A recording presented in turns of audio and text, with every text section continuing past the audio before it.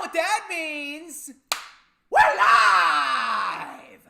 Ladies and gentlemen, I'm the one and only DJ Storms, and I would like to welcome each and every single one of you back here to the channel on YouTube.com. As of course, you already know who I am, Mr. Controversy, and the operator of the best damn Twitter handle,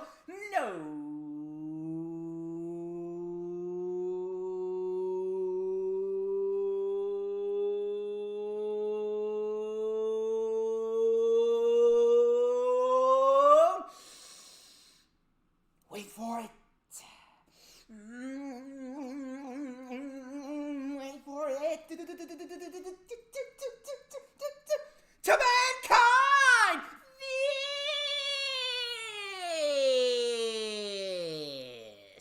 This is the official Lightning Flash update for Saturday, March 6th, 2021.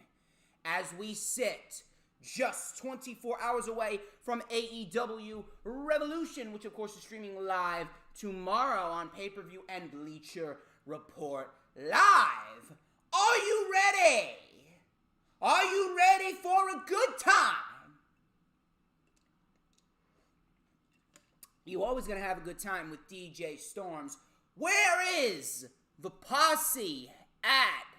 We got Earl Cole, we got Gamers Goon, we got Didi, we got Furious Nation. Cool King is in the building. Thank you very much for coming in, dropping by. We are gonna have a real good time here on the DJ Storms channel, of course, because whenever I'm on YouTube, you already know that everybody's gonna flock to YouTube to see good old DJ Storms. But we have a little bit of a problem. Why is there only 6 people in the chat? Why is there only 6 people in the chat? Why do we only have 9 likes? That's a little bit of a problem. Why do we only have 9 likes? You see, I would have expected a lot more. Would have expected better. Well, we got 8 people, actually. Now we got 8 people. Let's share it out to a couple more people. Share it out to a couple more people. We need to get some more people in here. There we go. There we go. There we go. We're sharing it out. Getting it out there because it's going to be a real good time. Oh, look at that. 10 people, 11 likes. That's what I like to see. Greetings from Brooklyn Laundromat, says Mr. Earl Cole. How are you? That's what I like to see. 12 likes! Look at that! Oh, no. Hibiki just joined. Oh, great. Hibiki just joined. Well, I heard that he's at work, so don't worry. I'll be sure to entertain you while you're at work. We got a lot to talk about. Trust me on that. We got a lot to talk about, a lot of news and rumors to dissect. We got a lot of weekly show material to go over as well. This week in wrestling was certainly an eventful week in pro wrestling across all shows, whether it be Raw, SmackDown, AEW Dynamite, NXT UK. We got a lot to dissect. We got a lot to talk about. Of course, 50 likes. 50 likes was from last week's Lightning Flash update. We're going to see if we can do it again. I want to do it again. So far, we got 13, and we're not even 5 minutes into the stream. So that right there, that's good. Peanuts is here. We got Peanuts dropping by. Thank you very much, Peanuts. We got a lot of material to dissect. Thank you for joining. Here's what I need y'all to do. Well, first things first, before we get into the self-brand promotion and the advertisements, I actually have 2 things that I want to say. 2 things that I want to say. Number 1, if everyone can please send out your thoughts and prayers to Cool King. His real name is Rob Wells Jr. So if you could send out your thoughts and prayers to him, he is currently dealing with health complications, which I will not disclose out of respect for his privacy. So if you guys can send out your thoughts and prayers to him, he was messaging me yesterday saying that he is in need of some prayers. So please, if you can send out some prayers to him, that would be great. I would greatly appreciate everyone sending out your thoughts and prayers to Mr. Cool King, so that way he can get rid of these health complications. He can be fully healthy again, fully happy again. So my thoughts and prayers go out to you. You already know it. I'm praying for you, Mr. Cool King. That's number one. That's number one. Number two, and this is a big one, Danielle, one of my most loyal fans and friends, one of my most loyal supporters. It is a time of congratulations and a time for celebration because Danielle's daughter, Destiny, recently just became a mother. She gave birth on March 3rd, 2021 to a happy, healthy baby boy. And that makes Danielle a proud grandma. So if you can send out your congratulations, to Danielle and her daughter. They added a new member to their family. So I hope that he lives a long, happy, healthy, fruitful life. Big congrats to Danielle's daughter, Destiny, for becoming a mother this past Wednesday. Now then,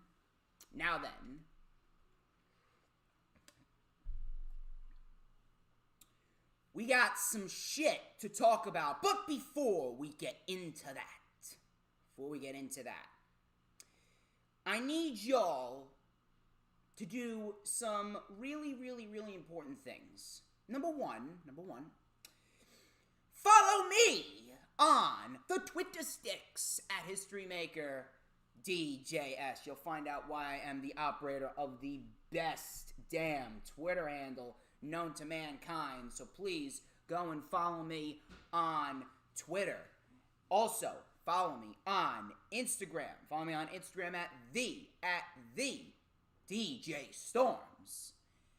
Add me on Facebook for collaborations and business inquiries. Please send me an email. My email is, of course, StormsTakeOver@gmail.com. Like the official DJ Storms business page, and I may just send you an invite to join the official DJ Storms Posse group on Facebook. That is. All the links are in the description.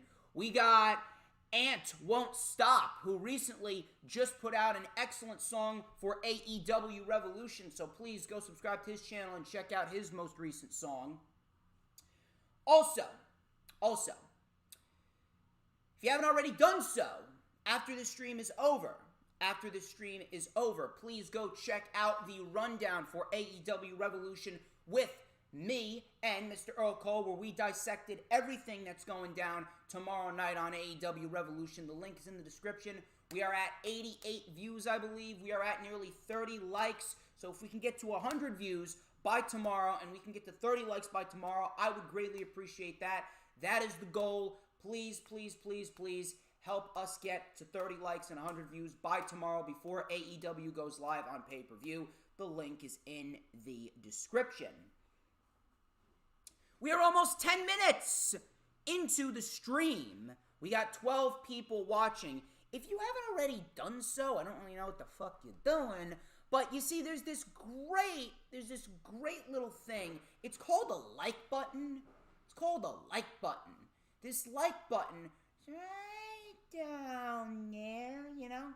You gotta scroll down with your mouse, and all you gotta do is click it. So far, we got 17 likes. We are just 3 likes away from 20, and we're not even 10 minutes into the stream. So here's what I need y'all to do.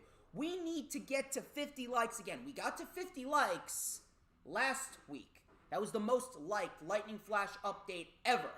The most liked Lightning Flash update ever. 300 views with over 50 likes. So if we could do that again, I would greatly appreciate that. So I need you guys to hit the like button if you haven't already done so. We got 17 likes so far. Please hit it. And on top of that, when you hit the like button, you got to make sure you share out the stream to all platforms of social media, whether it be Twitter or Instagram, Facebook, Pinterest, Tumblr, anywhere on social media, because we want to get everybody in this chat. You are going to want to hear what I got to say. Oh shit, I got a lot of shit to get off my chest. You already know, Hibiki knows, I'm setting records day in and day out. That's why I am the best, just like Ortiz says. The best, the best, the best.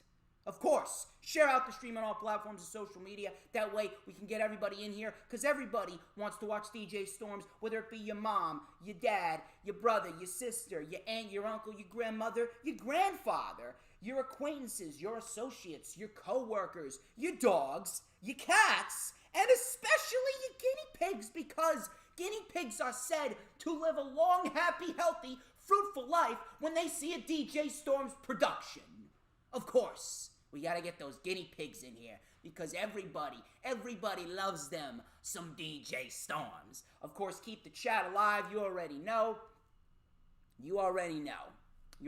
Keep the chat alive, and hit the subscribe button if you haven't already done so, because we are going to be setting records day in and day out from here on out until the end of time. Please hit the subscribe button. I'm trying to grow and expand the brand. Growing and expanding the brand every single time I have a video. Of course. When you hit the subscribe button, you got to make sure you hit the notifications bell with a huge coup de grace. That way you will know whenever I pop up on YouTube. Because whenever I pop up on YouTube, it is the best time to be on YouTube. It's the only time you're going to get to see this glorious sideburn shin strap combo. This beautiful mustache right here. Give me one single solitary second.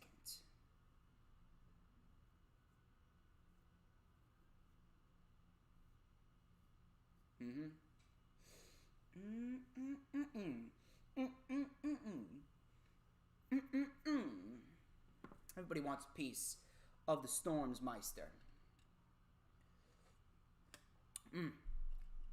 Now, couple of other things. Number one, thank you to Jay Aletto. Jay Aletto recently had me on PWP Nation YouTube channel, where we talked about my journey from under 1K subscribers to over 2,000 subscribers. Of course, I dressed up nice and fancy for that one. Please go check it out. PWP Nation is the YouTube channel. Please subscribe and hit their notifications bell for all videos. That way you will be notified whenever Jay Aletto posts a video. Of course, we talked about some of the major news stories, including NXT adding more championships, and apparently WWE banning the thigh slap. We talked about that, so please go check it out. Subscribe to PWP Nation. Shout out to Jay Aletto. Also, Jay Aletto will be coming back to the channel after a 7-month hiatus. Yes, a 7-month hiatus. Jay Aletto is back on my channel on March 19th. Damn right. March 19th, 2021. Jay Aletto will be coming back to my channel for the rundown for WWE Fastlane pay-per-view, where we will dissect, preview, and predict all the matches going down at Fastlane pay-per-view on March 21st, so set your calendar dates there. And of course, since Hibiki's in the chat, I think I may as well let the cat out of the bag, considering Hibiki couldn't get enough of me back in January. I'm going to come on his channel and give his irrelevant channel some more views, because on March 18th, he will upload a video where me and him will be dissecting WrestleMania 3. We are on the road to WrestleMania. I will be making my return to Hibiki High Spots, and I am going to be reviewing WrestleMania 3 with Mr. Hibiki TMD. Of course, like I said, he just could not get enough of me. He couldn't get enough of this glorious sideburn shin strap combination. Apparently, he says my comb is more over than Matt Riddle. My God, you're telling me they had no plans for Matt Riddle as the United States champion. He's out there losing to fucking Retribution. He's out there losing to Retribution. And I love Ali. Unreal. Unreal. Anyway. Where are we at? We're at like, what, fucking 15 minutes into the stream already. Unreal. God, the allergies are killing me. Allergies are killing me again. Ugh. Anyway, I think we should get straight into the festivities here on the Lightning Flash Update, because we got a lot to talk about. Of course, I would just sit here and just stroke my own ego, but, you know, I think you You've seen enough of that. Anyway. So. We got our first report of the day. Apparently, Enzo Amore and Big Cass, they actually just resurfaced in the world of pro wrestling. They showed up at an independent wrestling event on February 27th. WrestleVotes tweeted out the following day an interesting piece of information related to the duo. So, listen to this. And I quote, the tweet read, and I quote, "Just seen now that Enzo and Big Cass showed up on a live event last night. Good for them. I know for a 100% fact they still have supporters within WWE. No idea if that means anything, though." End quote. So, I'm pretty much in the same boat as WrestleVotes. I'm not really sure if that means anything. Really not sure if that means anything. Really not sure if that is anything important. But we are going to keep an eye on that. We are absolutely going to keep an eye on that because of the simple fact that WWE right now, as you know, they are in desperate need of some tag teams, and I definitely would not mind seeing Enzo Amore and Big Cass make their return and insert themselves into the tag team division, whether it be on Raw or SmackDown. I still don't know why WWE doesn't just combine the tag team divisions. Everyone's pretty much been calling for WWE to combine the tag team divisions, but WWE seemingly does not give a flying fuck. That doesn't surprise me whatsoever. So I am really, really hoping that we will see Enzo Amore and Big Cass back on WWE television. They don't need to go to AEW, to be quite honest with you, because AEW, they already have a stacked tag team division. And when I say stacked, I mean stacked. You know it's stacked. I know it's stacked. There's really no reason for AEW to add to their tag team division right now, specifically because of how many tag teams are inhabiting the division as we speak. And considering what's going down with SCU, and the fact that they might be breaking up soon, it really doesn't make a difference in the division, considering that there's so many tag teams. So if they break a tag team up here and there, it's really not going to kill them.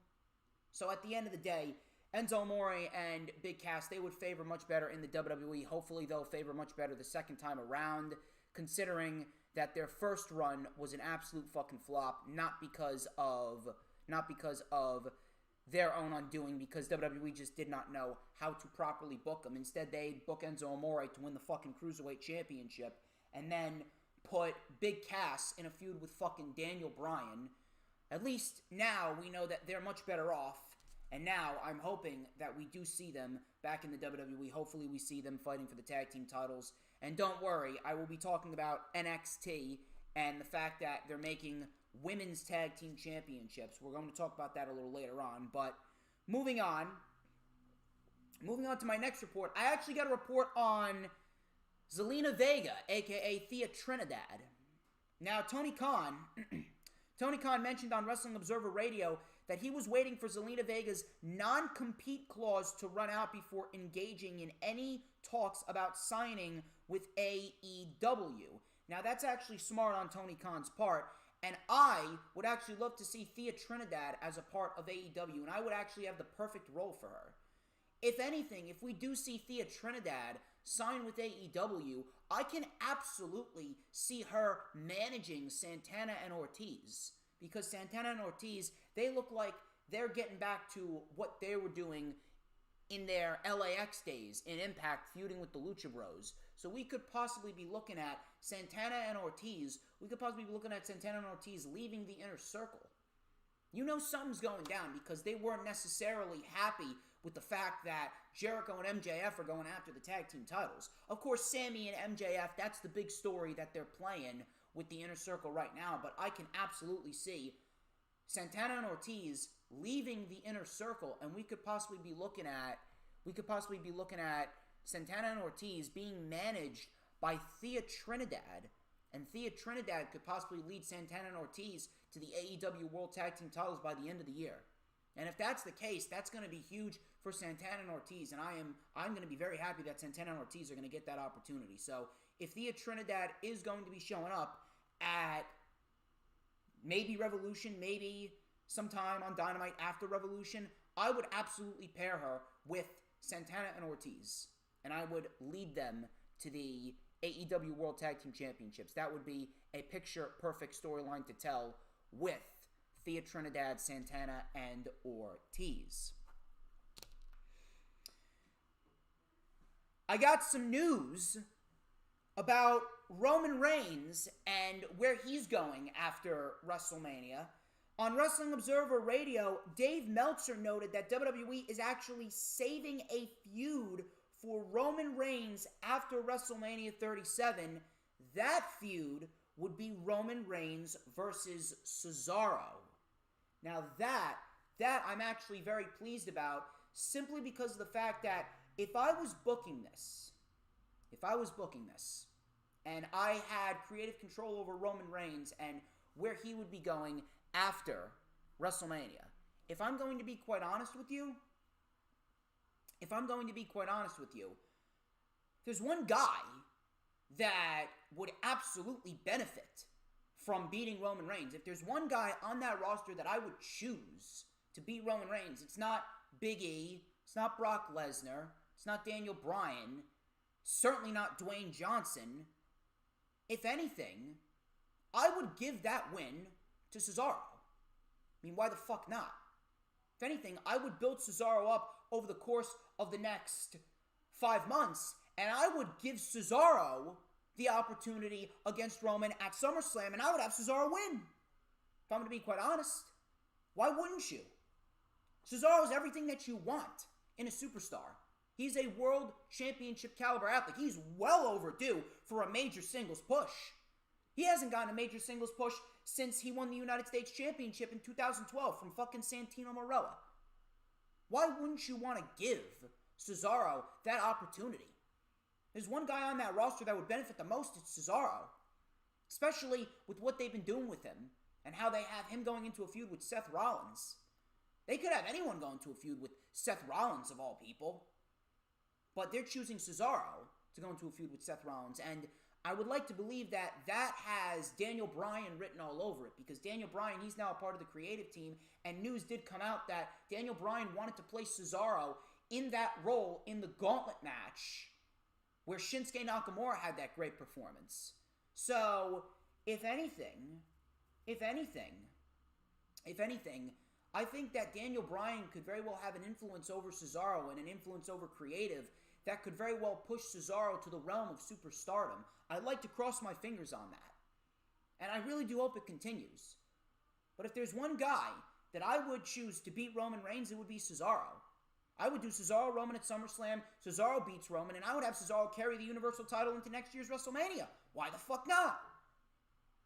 Now, I don't trust WWE to do that. More likely than not, they'd probably give Cesaro Roman Reigns at fucking Backlash in June instead of saving him for SummerSlam. But then again, they're giving Daniel Bryan to fucking Roman Reigns at Fastlane. They're giving Edge Roman Reigns at WrestleMania. I don't expect this company to actually think. Especially considering that they don't give a shit because they're sitting on a nice hefty cushion of cash because of the Peacock deal. Which we'll talk about later when we get to SmackDown. Because they're loading up Fastlane with these big time matchups just like I knew they would. But that's going down. That's going down after WrestleMania. Roman and Cesaro, that's being saved for after WrestleMania. And I do believe that Seth Rollins, that is going to be a gateway for Cesaro to get that opportunity at Roman Reigns, which I definitely would not mind. I like what they're doing with Cesaro. I hope it continues. Speaking of Shinsuke Nakamura, Cesaro's former tag team partner, Shinsuke Nakamura recently fueled speculation that he is unhappy with his current role in WWE. He responded to a fan on Instagram stating, "Who said I was happy? Don't believe anything other than what I said." So, I don't know about you, but Shinsuke Nakamura definitely turning some heads there. I'm not sure what's going down with Shinsuke. I'm not really sure if he's a WWE lifer or not. To be quite honest with you, I actually think he is, but I think he's just doing it considering that he moved his family down to Florida, and now he's just going through the motions, and he's going to end his career there. But I know for a fact that Shinsuke Nakamura is not happy with his current role. Do we see Shinsuke possibly in a title program at WrestleMania? Maybe. I'll talk about that when we get to the SmackDown portion of the review, so stick around because we got a long stream ahead of us, so stick around there. Charlotte Flair. I know no one wants to hear me talk about Charlotte Flair. Trust me, we'll be talking more about Charlotte Flair later on. We live by a code here on the channel. We'll talk about the code when we get to the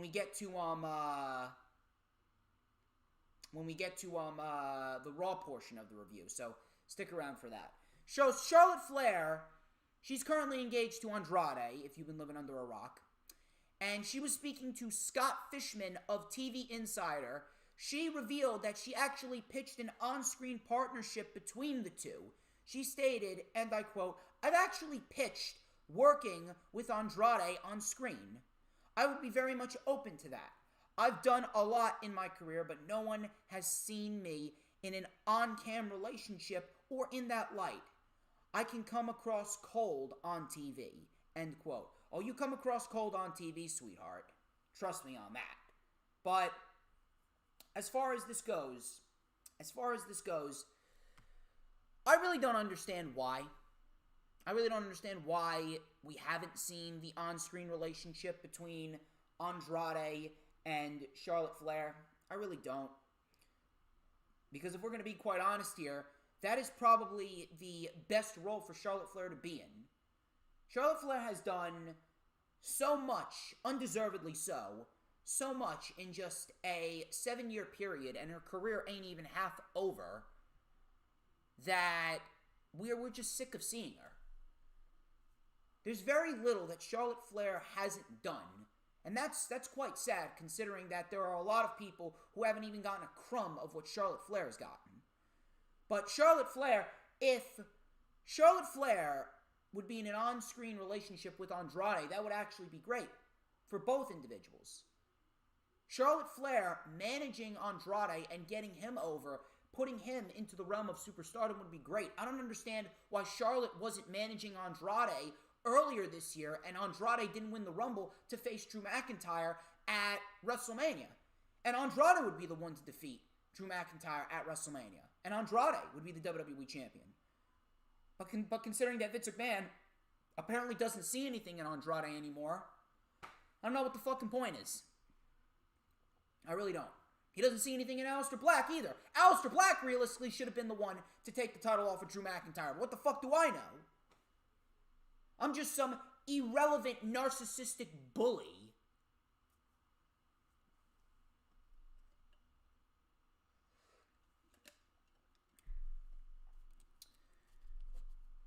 I know for a fact that Charlotte Flair has a lot more influence backstage. I know for a fact that she does.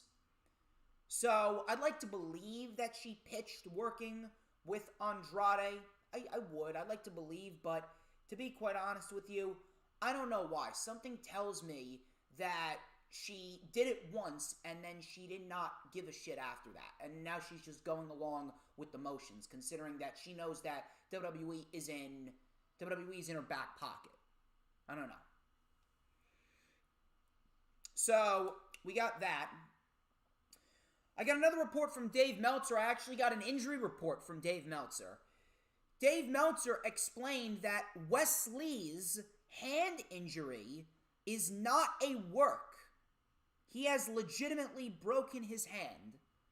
So, Dave Meltzer stated, and I quote, Wesley did have a broken hand. He got it in the tag team match with the Grizzled Young Veterans on the TakeOver show on one of his dives. So that's why there's no tag team title match with Lorcan and Birch against MSK that was originally scheduled for Wednesday's show, because he's hurt.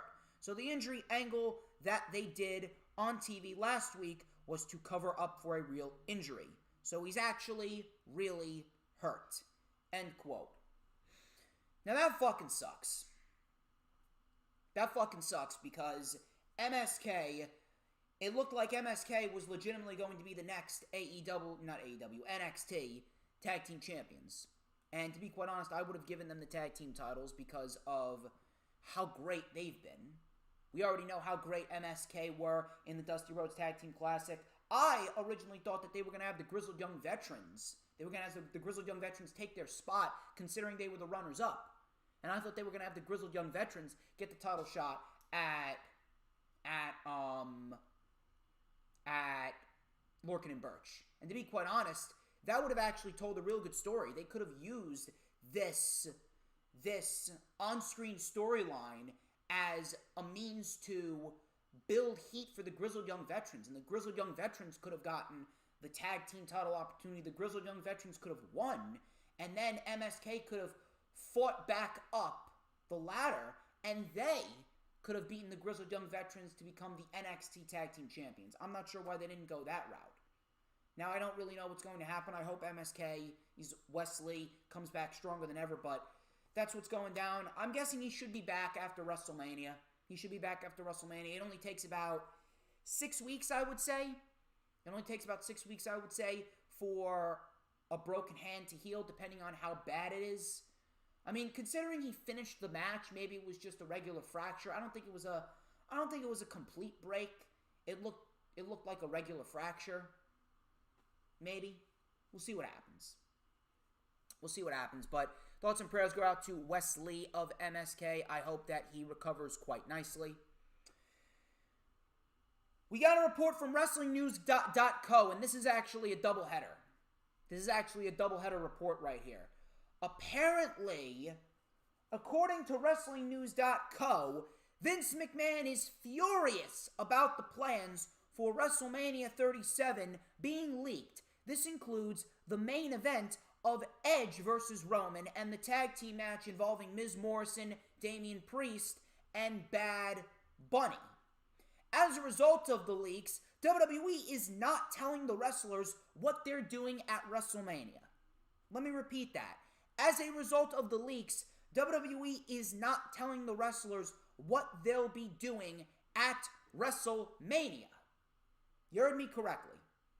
We are a month away from WrestleMania, and Vince McMahon is apparently furious that the plans got leaked. Hey Vince, I'm not sure if you know this, but we're living in the age of social media. I'm not sure if you know this, but this isn't the 1990s anymore. I'm not sure if you know this, but there's no such thing as privacy anymore. Things will be leaked. Inside sources are within every company, no matter what wrestling company it may be. Shit's gonna get out. It's something that you're just going to have to deal with. And you're really not telling what your talent is going to be doing. You're really not telling your own talent what they're going to be doing at WrestleMania. That's how you're running a business. You're pissed off because some insiders leaked the plans.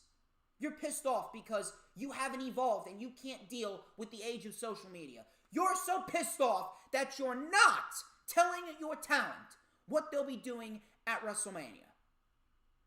I mean, if you want to talk about unprofessionalism, look no fucking further. And on top of that, Ringside News actually came out stating that Vince McMahon apparently blew up the plans for WrestleMania with 1 month to go. So what the fuck are you doing?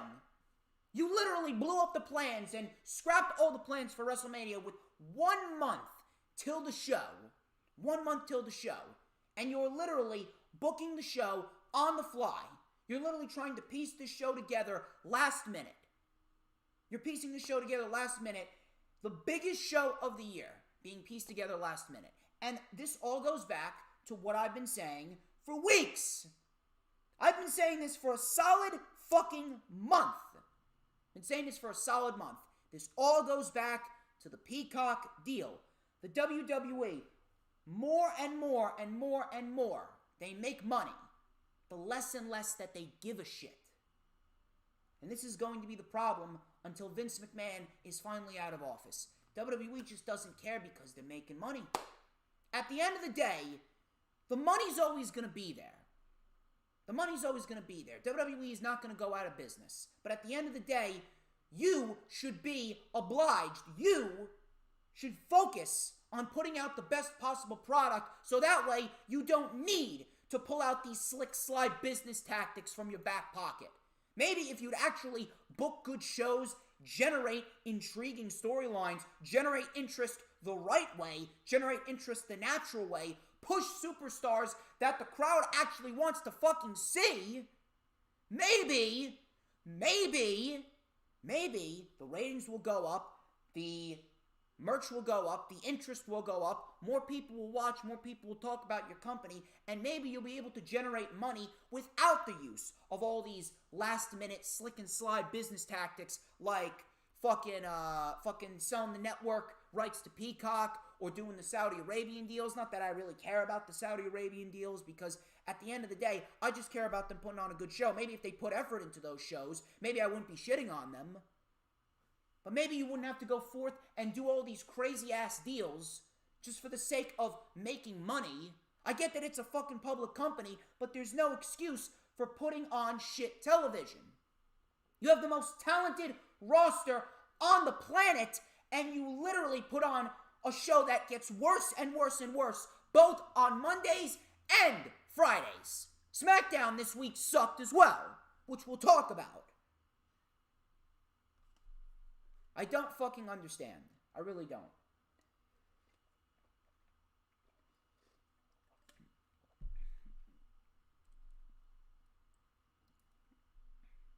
One month, and you blew up the plans, and you're not telling the talent what they're doing at WrestleMania. How fucking unprofessional is that? So what are they supposed to do? They're supposed to wait until 2 days before the show before they're notified about what they're doing at WrestleMania? Are you fucking serious? Are you fucking serious? That's how you're running your company. That's how you're running your business. That's what you're doing. If I need to explain to you how fucked up this is, if I need to dissect this for you, if I really need to explain to you how wrong this really is, I really don't know what to tell you. 1 month. You're really worried. Vince McMahon, you're worried about the plans being leaked. We're living in the age of social media. Get over it. Plans are going to be leaked. You can't keep everything a secret. Not like you fucking care anyway.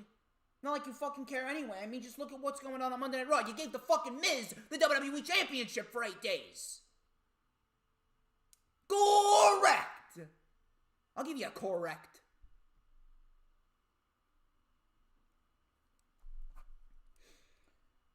So, before we get to the main topic, which you can see by the thumbnail and the title, apparently there's been rumors circulating about who this new AEW signee will be. And many people have speculated that it will be Christian, Captain Charisma. Many people have speculated that it's going to be Christian. Now, I want to talk about that for a minute. Now, I don't necessarily mind that. I'm not necessarily going to shit all over it. I'm not necessarily going to say that it's a bad signing. But if we're going to be quite honest here, I really don't see what value Christian is really going to bring to AEW. Yes, he's going to be there to add some legend presence. He's going to be there to really get some people talking. It's going to be an interesting signing. But at the end of the day, I don't really see where he's going to fit into AEW's plans other than simply to put people over. Because Christian has pretty much already had a career. If he's going to be wrestling, then he's going to be put in a position to put people over. And considering who they already have signed to AEW, they already have a lot of individuals that are already putting people over, like Sting and Cody. Paul White is going to be there to put people over. They said he's going to be wrestling. If anything, I can only see him wrestling 3 matches over there because he's on his last legs of his career. He's only going to be wrestling probably Lance Archer, Wardlow, and Brian Cage, and he's going to put them over. Outside of that, I don't see Christian doing anything. I don't see Paul White doing anything. They already have enough people to put the individuals in AEW over. And I like Christian. I think it would be a fairly interesting signing, but the way that they've been hyping it up, if it's not CM Punk or Brock Lesnar, it's going to be looked at as a major disappointment. And I don't really want that for AEW. I actually want AEW to succeed. And they've been doing a great job over the last 2 years. They've put on some excellent material. I mean, for fuck's sakes, look at what they did this past Wednesday. Shaq was wrestling, and it was a home run. Shaq wrestled, and it was fantastic. They pulled off Shaq in a wrestling ring. I don't think I've ever seen anything like that. A mainstream celebrity coming in and actually holding his own in a pro wrestling ring like that. Shaq did a damn good fucking job. And it really does go to show you that maybe if done right, maybe celebrities in wrestling isn't such a bad thing. I didn't mind it whatsoever. Shaq actually did a damn good fucking job. I want them to continue to succeed, but I'm not really sure how Christian is going to add. Maybe he's there as veteran presence. Maybe he manages someone. I don't know. We'll have to wait and see. But that's what's going down. That's what's going down as far as AEW's new legend signing goes. Also, NXT apparently is looking to create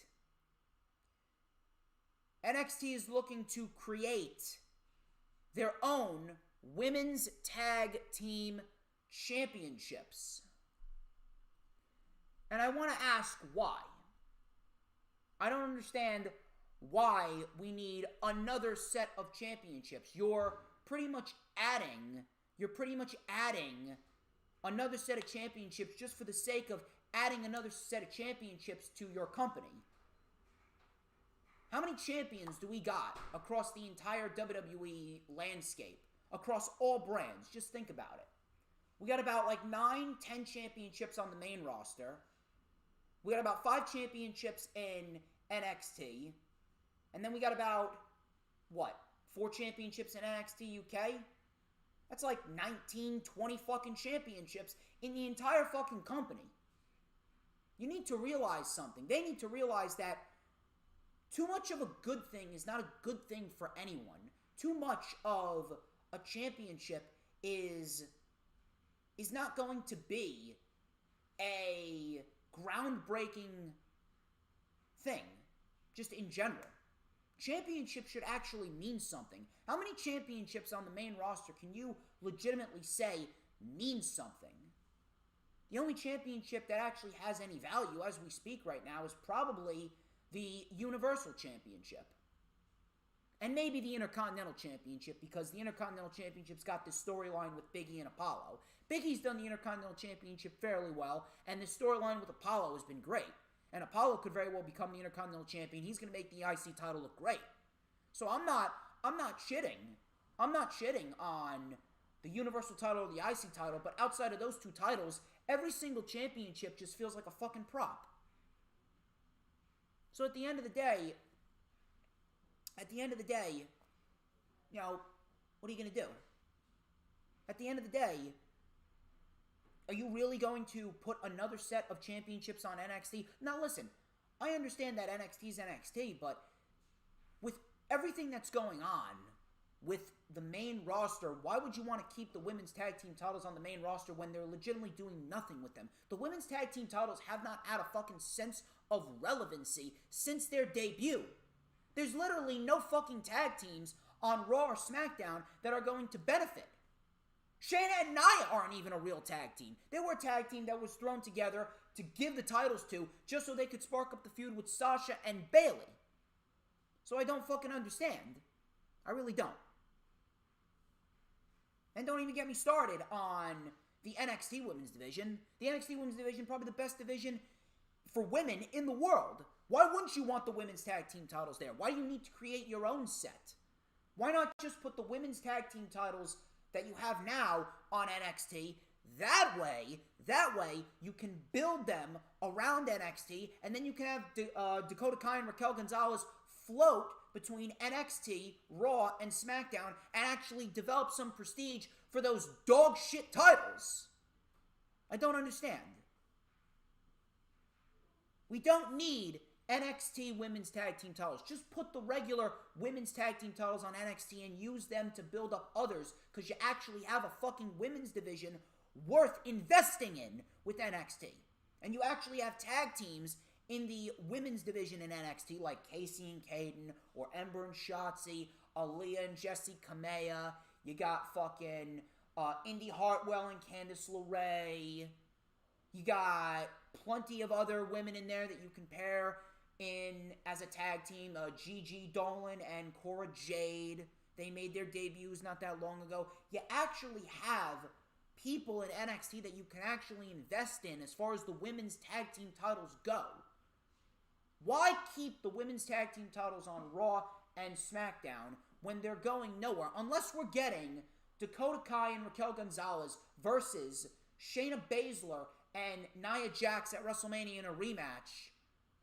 William Regal's announcement next week is a waste of fucking time. Complete waste of fucking time.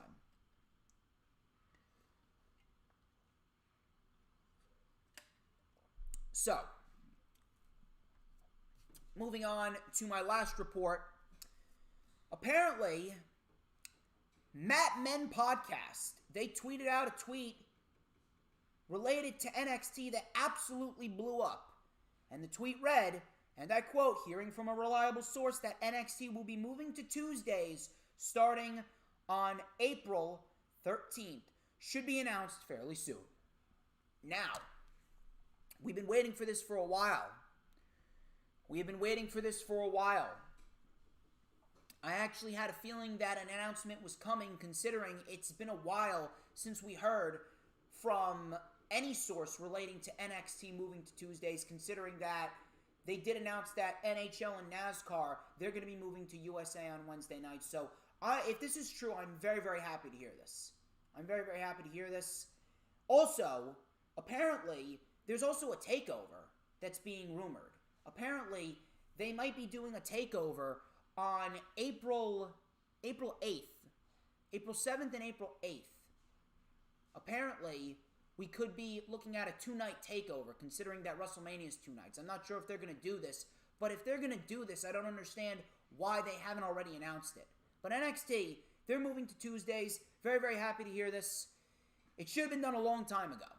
Really should have been done a long time ago. NXT, I didn't mind it moving to the USA Network, but at the end of the day, the only reason why it was on the USA Network was to counter-program AEW and take away from AEW's audience. That obviously did not happen, and AEW constantly handed NXT their own ass for God knows how long. So at the end of the day, it's time that NXT, they just move on. They go forth with their own plans, and they focus on themselves. So I really do hope that we are looking at NXT on Tuesdays, hopefully by April 13th, as is stated. We'll see what happens. I will be sure to keep you guys updated on all possible news that comes out of the IWC in the next month. I really do hope that this is going to happen, because this is what is best for the brand. This is the only way that NXT is legitimately going to grow, to be quite honest with you. AEW is going to continue to grow. But NXT, they're never going to grow unless they move to a different night and they focus on themselves. AEW had plans in place for their show on Wednesdays first. So please don't give me this bullshit that, oh my god, what about AEW moving nights? AEW had been working on a deal for months. NXT was put on the USA Network last minute, specifically to counter-program AEW. Okay? Get that through your thick fucking skulls. End of conversation. Those are your news, rumors, and reports. A lot. Certainly a lot to talk about. And we got plenty more to talk about. Let's check the chat. Let us check the chat. We got TM161 in the chat. How you doing? Ant won't stop. If you feel like WrestleMania booking is always last minute, tell me about it. We got Alex W. How you doing? Be sure to hit that like button if you haven't already done so, Mr. Alex W.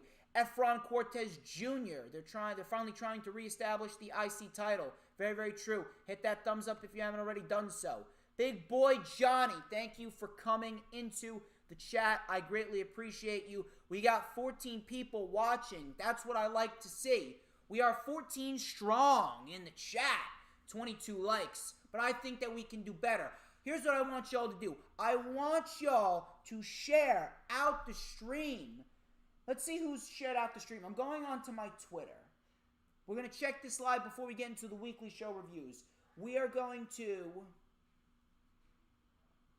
check the Twitter sticks.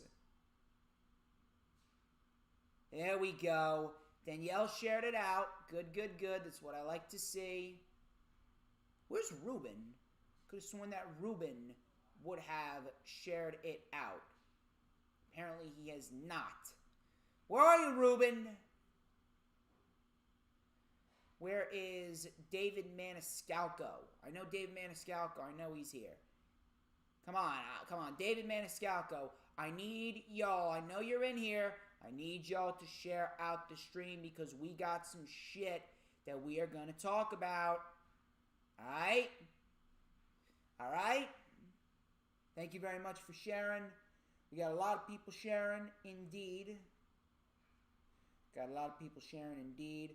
Let's share it out to a couple more people.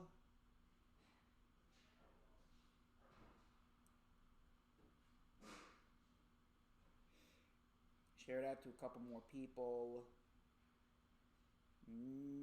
Gotta get him in here. Where's Mac? I wonder where's Mac Fita? I thought Mac Fita would have been in here by now. I don't know. Maybe I'm just going a little bit insane.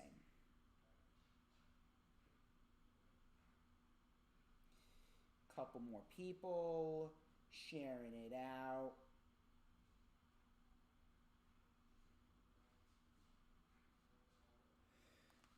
All right. So, what do you say we get into the weekly show reviews? We're going to talk about this week's Women's World Title Eliminator Tournament. We had two specials this week. We had the special on Bleacher Report on Sunday, and then we had Night 2 on YouTube on Monday before we eventually got to the finals on Wednesday, which we got a very good final between Ryu Mizunami and Nyla Rose. But we're going to talk about the first night of the Women's World Title Eliminator. We started off with a 6-woman tag team match between Hikaru Shida, Mei Suruga, and Rin Karakura versus Emi Sakura, Veni, and Maki Ito. Just pointing it out there, Veni is superior to Maki Ito.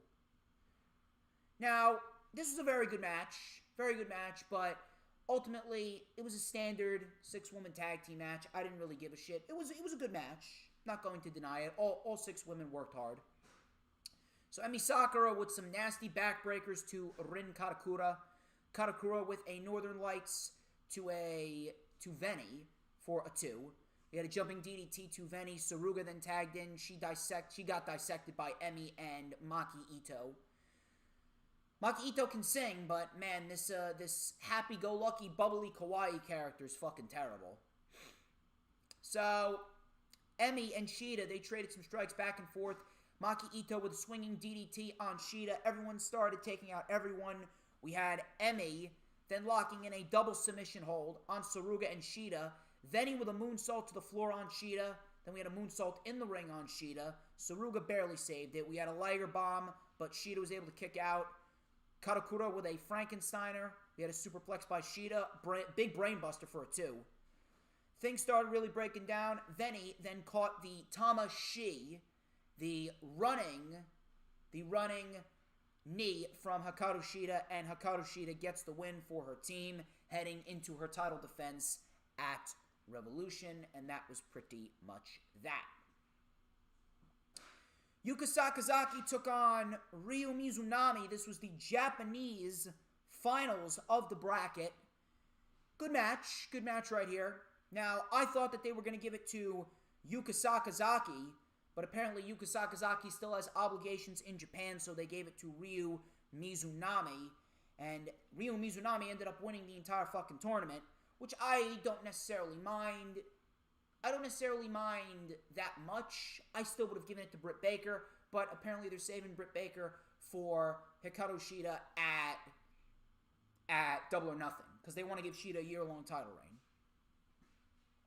So Mizunami, she slowed the pace down before Yuka came back with a Hurricane Rana, big knee strike and a diving back elbow. We had a wheelbarrow German suplex by Ryu Mizunami. We had a triangle choke. Ryu Mizunami then fought out of the triangle choke by Yuka. Strikes were traded back and forth between the two. We had a springboard frog splash, but Mizunami was able to kick out. Mizunami then dodged the springboard 450, and she hit the fisherman driver. Very nasty fisherman driver, and Mizunami won the match, and she advanced to the finals of the Women's World Title Eliminator. Good match. Mizunami, she's a good wrestler. She's got charisma. She's hard-hitting. She's intense. But she's really not someone that anyone's going to buy into as a women's champion. She's just there to enhance Hikaru Shida, if we're going to be quite honest with you. Thunder Rosa took on Riho in the semifinals of the U.S. bracket. This was a great match for what it was. This match went about 13, 14 minutes, and Thunder Rosa and Riho, they had very, very good chemistry together. We had Rosa in firm control early on, Riho with a Hurricane Rana and a 619 for a 2. Riho then with a Northern Light suplex for a 2. Middle rope, Hurricane Rana, and a rolling stomp 182 from Riho. We had a diving crossbody by Riho for a 2. Rosa then with a corner clothesline, the Meteora, and the hesitation dropkick for a 2. Fucking love Thunder Rosa's hesitation dropkick. We had a dragon suplex by Riho, and then a Tree of Woe stomp for a 2. Rosa with a big lariat for a 2. Fucking love Thunder Rosa's lariat. Thunder Rosa is intense as ever. We had roll-ups being traded back and forth. Thunder Rosa then rolled up Riho, and she got the 3 count. Thunder Rosa advanced to the finals of the American bracket to face off against the native beast, Nyla Rose, in a great match against Riho. Thunder Rosa, she's really been shining, and she has really been giving a lot of women, Layla Hirsch, Britt Baker, Riho, she's been giving a lot of women some of their best matches in AEW to date. So you really got to give some credit to Thunder Rosa there. She's really, really making the women's division must-see whenever she's on television, and I would be shocked if she is not signed with AEW. But this was night one. This was a night of really good wrestling for the women, and I'm very, very happy that the women are getting their own spotlight. The women are really, really showcasing what they can do, and if given time, AEW's women's division is going to really flourish, and I do hope that this continues after Revolution, because the last month was a very good month for women's wrestling in AEW. We had night 2. Maddie Rakowski took on Leva Bates. Maddie won with a book. I kid you not. Maddie legitimately hit Leva Bates with a book. Very sloppy match. It was garbage. Then we had Layla Hirsch versus Miranda Alizé. Layla Hirsch got the win by making Miranda tap out to an armbar. That was pretty much that. It gave Layla Hirsch a win. I hope that Layla Hirsch continues to be showcased more prominently on AEW television, whether it be on YouTube or Dynamite, because Layla Hirsch is very good. We had the main event, which was Thunder Rosa and Nyla Rose. Very good match for what it was. Really nothing too special, but I expect that these two women are going to be saved down the line for something bigger. I do think that Nyla Rose and Thunder Rosa will be saved down the line for when Britt Baker eventually becomes the women's champion. But this was the U.S. finals of the bracket. Nyla kept the pressure on Rosa. Rosa then fought back with a big crossbody off the apron. Nyla fought back, hit a back suplex for a 2. Nyla with a Uranagi for a 2.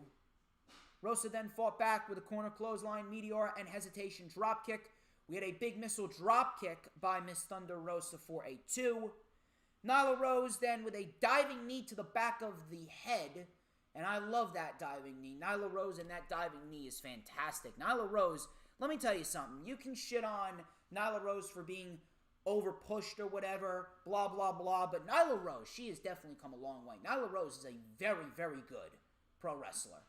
Nyla Rose is what Nia Jax should have been.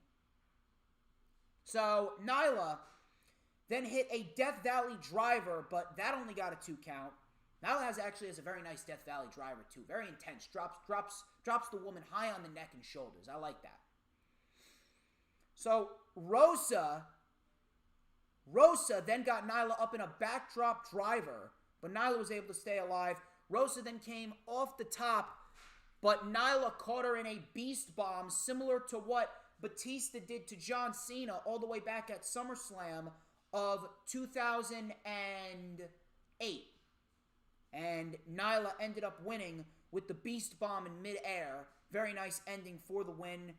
Nyla Rose gets the victory, and Nyla Rose goes on to the finals to face Ryu Mizunami. Now, why did this happen? Thunder Rosa is not signed with AEW. And to be quite honest with you, if they were going to give Thunder Rosa the win here, it would be foolish not to follow up with Thunder Rosa at Revolution. Plus, we've already seen Thunder Rosa and Shida. So, my guess is they wanted to give a new woman an opportunity, which was obviously Ryu Mizunami. And on top of that, Thunder Rosa, she's got her own obligations to fulfill in NWA. And NWA, they're coming back. NWA's coming back. So, Thunder Rosa, she's going to be busy with what's going down with NWA. She's still under contract with NWA. But I do believe that things will come full circle. I do believe that Britt Baker, she's going to be the women's champion by Double or Nothing. And if that's the case, I do believe that Britt Baker, she is going to end up dropping that title to Thunder Rosa at Full Gear. And I would not mind that whatsoever. That's where I think we are headed. So, Nyla Rose beats Thunder Rosa. I understand your concerns, but at the end of the day, Thunder Rosa is not signed with AEW, but I do have a gut feeling that things are going to come full circle, and we are going to get Thunder Rosa and Britt Baker at Full Gear. Britt Baker is going to beat Shida for the Women's Championship at Double or Nothing in May, and Thunder Rosa will be signed by AEW at that time. So, once again, questionable decisions, yes. I will not deny that. Questionable decisions, but for sure, AEW has had a very nice month in terms of women's wrestling. I did not review AEW Dark. I have to actually watch AEW Dark from this past Friday. I did not get a chance to watch it, but I'll get a chance. I'll watch it when I get the chance. But apparently what's going down there is they're still doing the enhancement matches. I hope that once we get back to regular touring and once COVID's gone, I'm hoping that finally we can get back to a normal episode of AEW Dark. But I did not review Dark this week. Before we get into Raw, let's check the chat. We got Peanuts and Danielle. Dab Mania certainly running wild. Big Boy Johnny and Gamer's Goon making acquaintances. So please, if you haven't already done so, I really don't know what you're doing. We only got 22 likes. We need more. We need some more likes. We only got 22 likes. We need some more likes. You already know the drill. We need to get more likes, people. The likes. You already know. What's going down over here? Let's share. We need to share it out to some more people. I don't know where Jess is, by the way. I really don't know where Jess is. I would have sworn that Jess would have been here by now. Maybe she's working. Maybe she's working. Maybe she thinks she's too good for us. Unreal.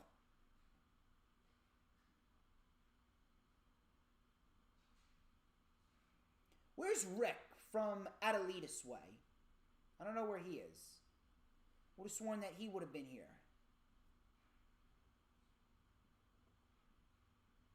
Where is he? Where's Chino? Where's Maria Brink?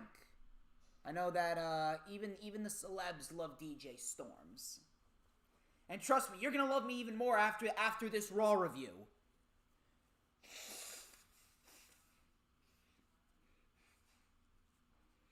Prepare yourselves. You're going to want to stick around for this Raw review.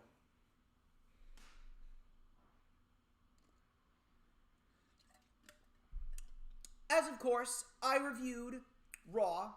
I took extensive notes on Monday Night Raw. I took about 4.5 pages of notes of Monday Night Raw notes.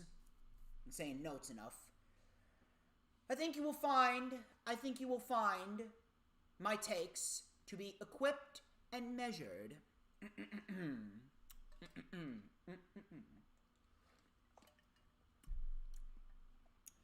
Monday Night Raw was garbage. Absolute garbage. Those are my opening thoughts. Drew McIntyre kicked off the show. He says, "It's been a real bitch of a month for old Drew McIntyre. Let's start with Sheamus. 20 years of friendship severed. Elimination Chamber. I defended my championship, then Lashley attacked and kicked my ass. Then, our resident cockroach, The Miz, successfully cashed in his Money in the Bank contract." That's right, everybody. The frickin' Miz is the WWE champion. And when he said that, I'm telling you right now, that was not scripted. That was a shoot. Why? Because Drew McIntyre, he was legitimately frustrated. I saw it in his face. I sensed it in the tone of his voice. This was a legitimate shoot. He was legitimately frustrated because he found out he was losing the WWE Championship on the day of the Chamber. He found out he was losing on the day of the Chamber. I know when someone is legitimately frustrated. Drew McIntyre, in this promo, legitimately frustrated. This was a shoot. He continues by saying, "I know my mission. Regain my WWE Championship in main event WrestleMania. Whoever is successful tonight, you have the biggest target on your back." So, Miz and Morrison then came out. Hey, hey, ho, ho. So Miz says, "Drew, you should point the finger at Bobby Lashley." Drew says, "I know you're a master manipulator. I'm not going to do your dirty work tonight." The Miz says, "In many scenarios, I'm the victim. Bobby Lashley threatened my well-being. I had no choice. Now Bobby Lashley has a title match. Why would Lashley get the first opportunity over someone more deserving like Drew McIntyre?"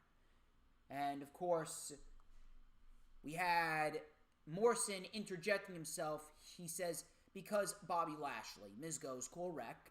Of course, the Miz was going to say that. Miz was trying to pitch that him and McIntyre work together. MVP then came out. He goes, "I hope you're not buying into this." Drew denied it, obviously. MVP said, "Your match with Bobby Lashley will begin promptly at 9 p.m. Eastern Time." So Bobby Lashley and The Miz was set to take place at 9 p.m. Sheamus then came out. Brawl broke out between Sheamus and Drew McIntyre. The refs came out to separate it going into commercial. That was pretty much that. This was WWE just drilling this WWE Championship storyline into the fucking ground. Absolutely fucking ridiculous. I cannot, and I'm telling you right now, I really cannot wait until WrestleMania is over. I hope to God that The Miz is taken off of television. I really wish The Miz was just taken off of television. I really do. We live by a code here. We live by many codes here on the channel, but one code that we live by is fuck The Miz. If I can get a fuck The Miz in the chat, I would greatly appreciate that. So Sheamus and McIntyre. This undoubtedly was the best thing on the show.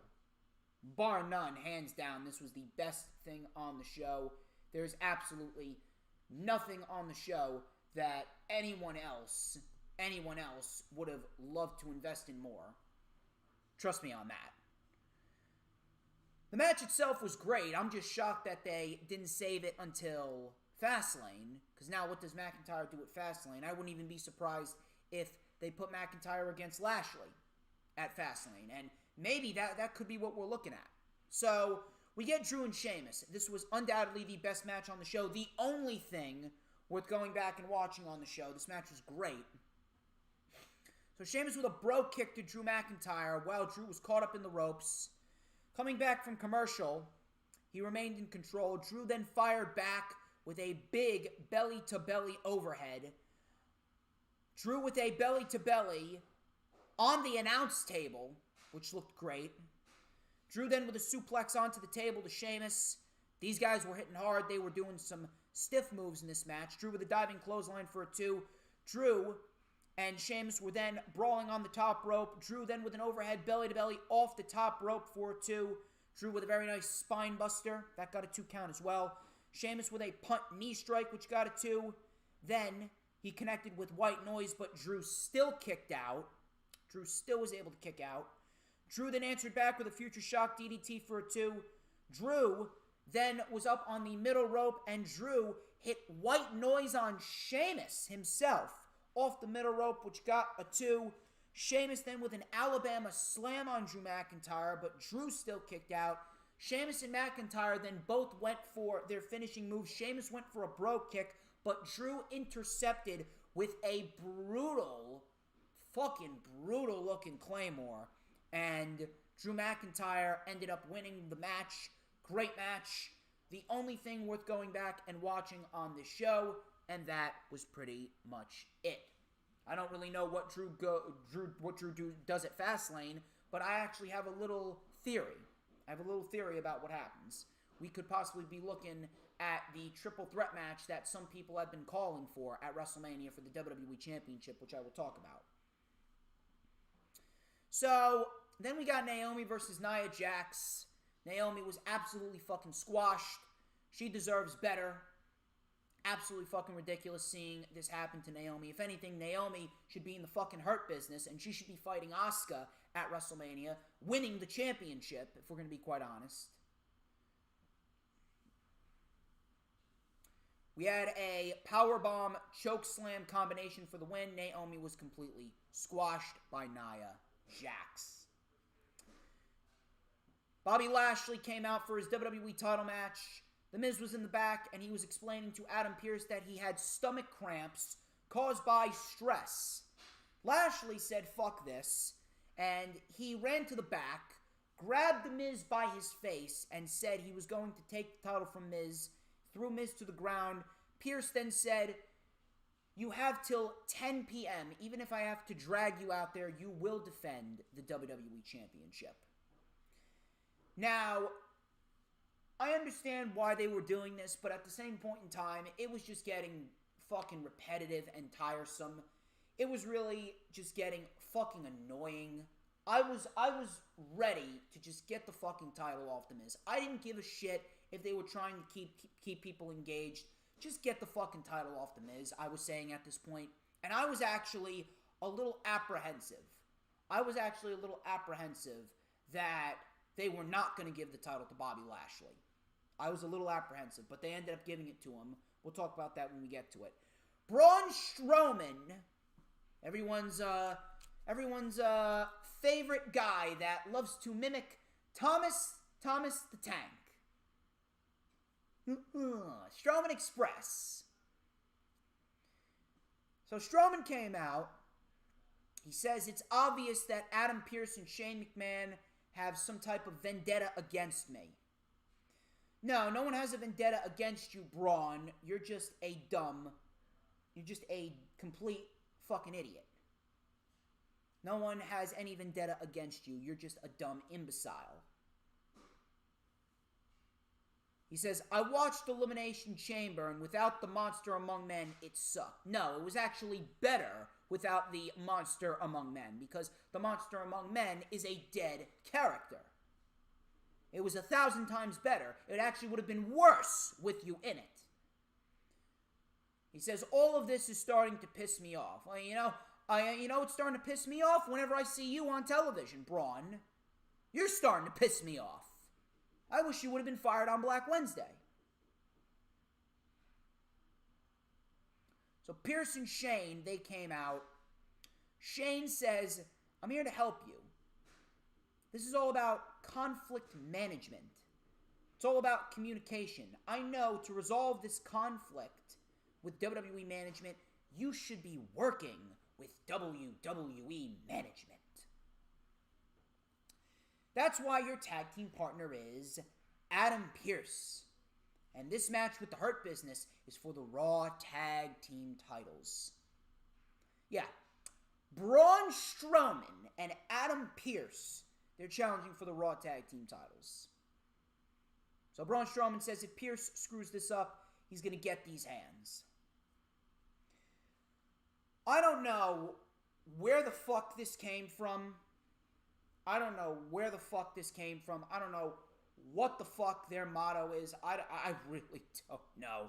I really don't know. I swear to God. The fact that they need to have Braun Strowman and Adam Pearce, you need to insert them into the Raw Tag Team title picture just to give the Hurt Business a successful title defense, because you can't build anybody else up except for the fucking Lucha House Party. You gotta insert Braun Strowman and Scrap Daddy Adam Pearce into the match. Really? Really? I don't know. I really don't know. I'm really struggling to wrap my head around all of this. And the crazy thing about it is that there's going to be people that actually support this shit. There's going to be people that actually support this garbage. If you support this garbage, there is something mentally fucking wrong with you. There's a difference between opinion and stupidity. If you're really going out there and saying that this was watchable television, you're just a complete fucking idiot. You need to check yourself into the nearest fucking mental hospital. Something's wrong with you. Strowman and Pearce took on the Hurt Business. Strowman was tossing around the Hurt Business. We had a power slam to Benjamin. Shane McMahon jumped up on the apron, and he goes, that's it, you got him, now tag him in, now tag Adam Pearce in. And Strowman, like a fucking idiot, was talking to Shane McMahon, and then he had agreed to tag in Pearce. He goes, you happy? Pearce then tried to cover Shelton Benjamin, and Benjamin then rolled him up to retain the title. Strowman then yelled at Shane McMahon before walking off. Yeah, because Shane McMahon and Braun Strowman, man, that's going to be a great WrestleMania match, huh? That's really going to be a good WrestleMania match. Shane McMahon and Braun Strowman. And you know what? It goes back to the Peacock deal. They don't give a shit. They're looking to draw in all these casual fucking losers from Peacock. How many distant WWE fans are going to be watching on Peacock and say, oh, look, Shane McMahon. I remember watching Shane McMahon. I'm going to tune into WrestleMania. They don't give a shit. If I really need to explain how bad this shit is to... I mean, what, do I need to say it like the fucking adults say it in the Charlie Brown specials?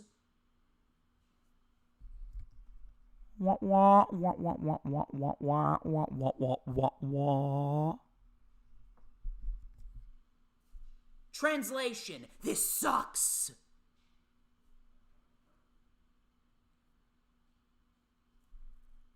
I see Hannah. I see Hannah in the chat. Hannah in the chat says the DJ Storms Express. Yeah, the DJ Storms Express. Yeah, Strowman Express. Don't got nothing on the DJ Storms Express. Honk, honk, motherfuckers.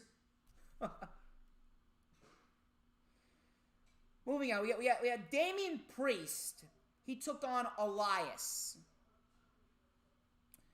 Damian Priest, out of everyone on this roster, you got Keith Lee on this roster. You got Matt Riddle on this roster. You got Mustafa Ali on this roster. You got Drew McIntyre on this roster. You got John Morrison on this roster. You got AJ Styles on this roster. You got Ricochet on this roster. Yet, the first person to take fucking Damian Priest to a competitive match is Elias. Mini-Me, Braun Strowman. Braun Strowman 2.0, Elias. He's the guy that takes Damian Priest to a competitive match. If that does not tell you how fucked up the priorities of this company are, I don't know what to tell you.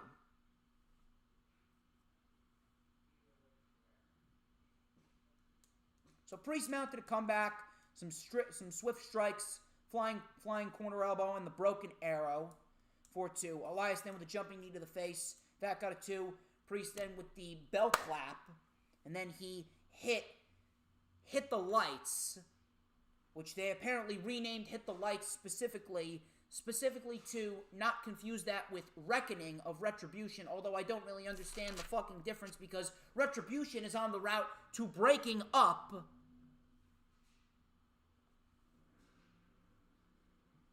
Damian Priest is 4-0. He's 4-0. Great. What does he do at WrestleMania? What does he do after WrestleMania? Is Vince McMahon going to follow through? Is Vince McMahon going to continue his push? I don't believe so. There's a chance that Vince McMahon can give up on him at any time. I mean, just look at what happened with fucking Keith Lee.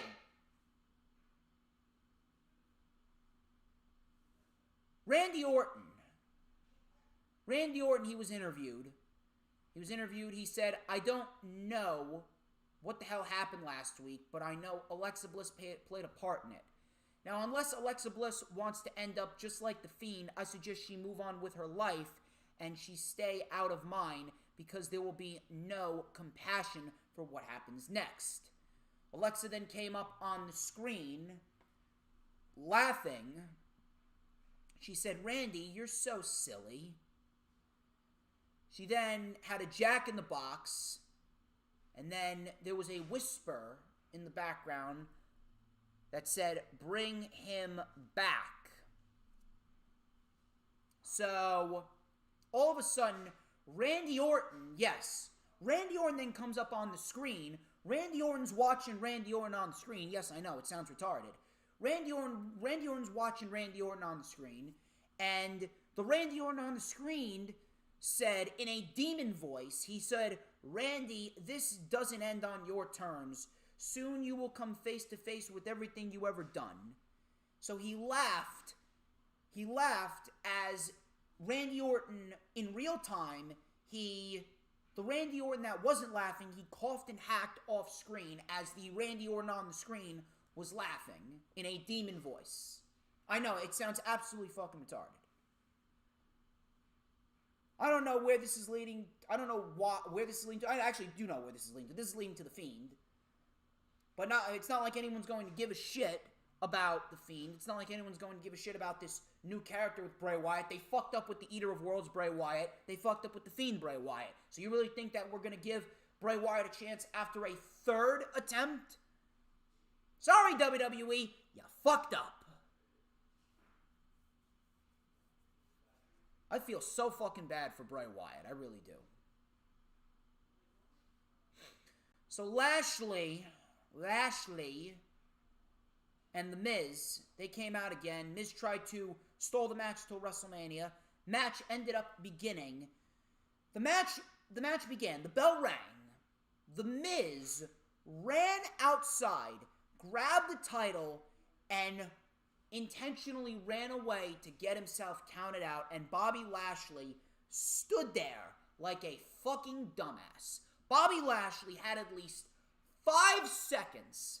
He had at least 5 seconds to slide out of the ring and stop The Miz from running away. We could have had Bobby Lashley as the WWE Champion before 11 o'clock.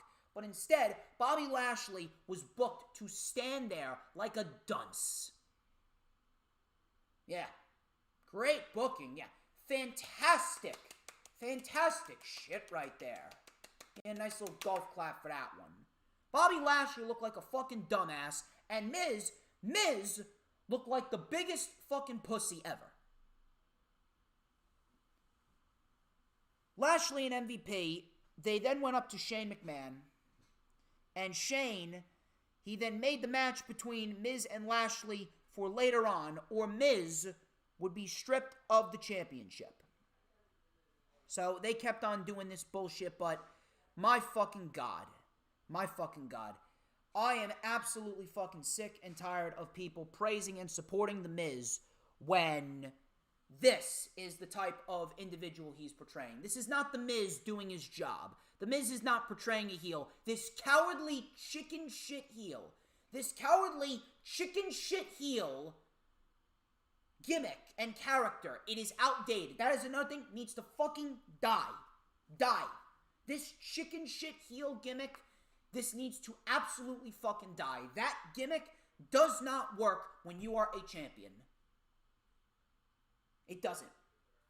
You know when The Miz should have been the WWE Champion? The Miz should have been the WWE Champion in 2018 when he was feuding with Daniel Bryan. The Miz should have been the WWE Champion in 2018. He should have won Money in the Bank that year, and he should have gone on to cash it in on Styles, and then we would have gotten Bryan and The Miz at WrestleMania 35 for the WWE title. But we all know that that didn't work out. Bryan ended up going on that fantastic fucking heel run. Kofi Mania fell in their lap. And then The Miz, he went into a fucking feud with Shane McMahon. That feud with Daniel Bryan was the last ounce of credibility that The Miz had. The Miz has not had one fucking ounce of credibility since then. And it's partially his fault. Because from 2016 to 2019, The Miz was actually great. Because he was actually putting on some great fucking matches. But, I don't know what happened. He regressed in the ring. Fuck The Miz.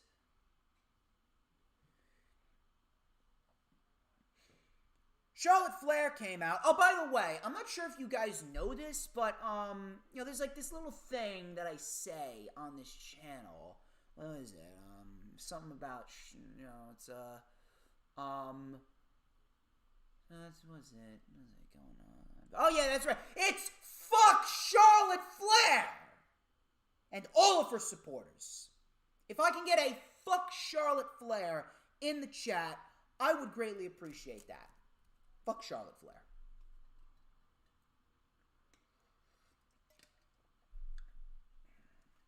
Charlotte Flair came out. She said she originally didn't want to face Asuka. Yeah, sure. Yeah, you originally didn't want to face her. Yeah, sure. Yeah, sure. Please, babe, don't make me laugh.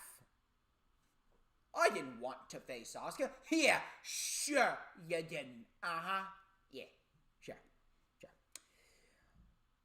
She said originally she wanted to be Asuka's tag team partner. Yeah, sure.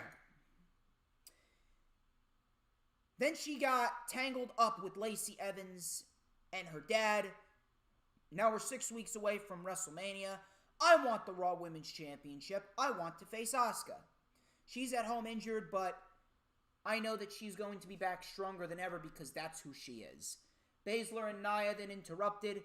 Shayna revealed that she was responsible for knocking Asuka's tooth out, and she wants to face Asuka. Nia said that the entire locker room wishes you would have sent yourself home. My lord! I swear to God, it's like Nia Jax is really trying to make me a fan of her.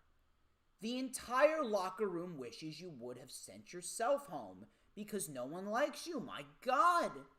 You know something? I think I may actually become a fan of Nia Jax just for that line alone.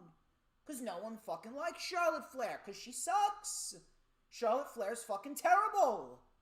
My God, Nia Jax. She is really trying her damnedest. She's really busting her hole to make me cheer for her. Nia Jax busting her hole to make me cheer for her. Wow. So, Shayna and Nia, they attacked Flair before the match. We get a leg drop. and Flair ended up beating Shayna with natural selection. Flair was attacked before the match, and Shayna still lost. Yeah, it's a real great run for Shayna Baszler on the main roster. A real great run. Real great fucking run, huh? Beaten three times by Charlotte Flair. Every time Shayna Baszler and Charlotte Flair are in the ring together, Shayna Baszler has not gotten a victory over Charlotte Flair at all. If you remember back at the Rumble, it was Nia who actually got the victory over Charlotte Flair in that women's tag team title match. I'm not sure if you realize.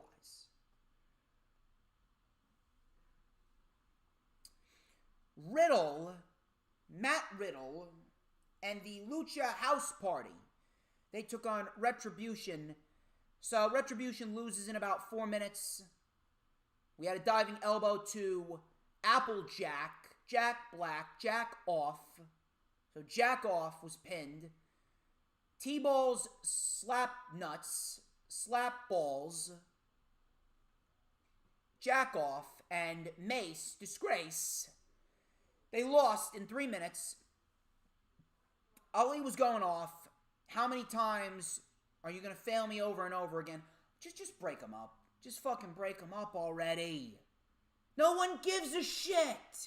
Nobody gives a shit. We're all trying to forget about this whole Retribution storyline. Break them up.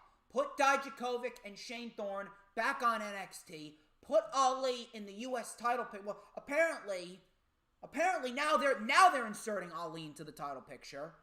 Mustafa Ali then challenged Matt Riddle to a match, and Ali dropped Riddle. They were going for a backstabber. It didn't work out. Ali then ended up pinning Riddle. So, let me get this straight. Now,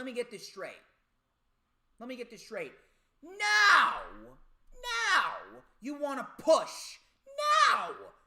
push Ali in the U.S. title picture. This should have been done 2 weeks ago at the Elimination Chamber, with Ali winning that Fatal 4-Way and then winning the Triple Threat match and taking the U.S. title into his WrestleMania match with Kofi. But now, it doesn't even look like Kofi and Ali are even going to have a WrestleMania match.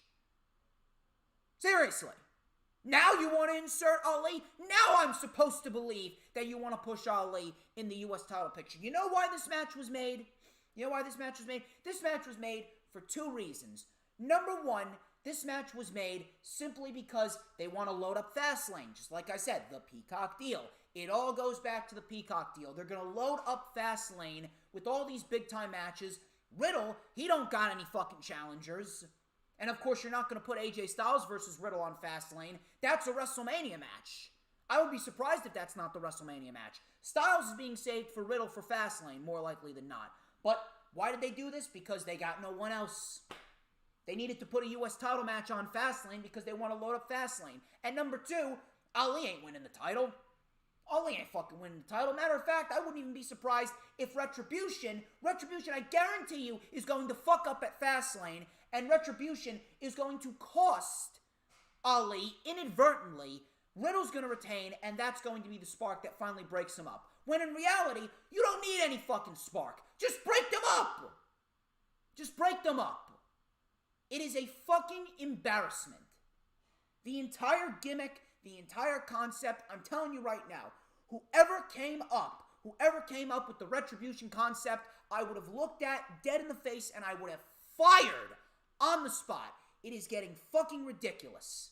Nobody gives a shit whether or not you need some type of spark in order to break them up. Just break them the fuck up. Why did you need to sacrifice Riddle's momentum just to generate a storyline between Retribution that no one gives a shit about to begin with?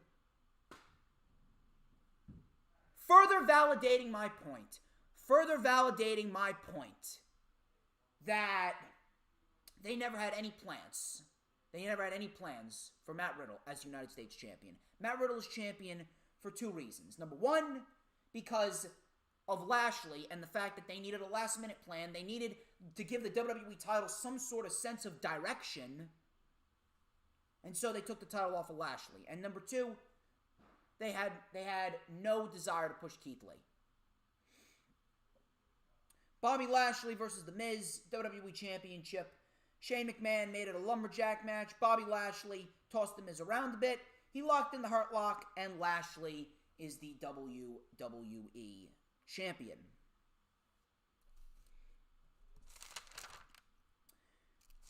I'm happy for him.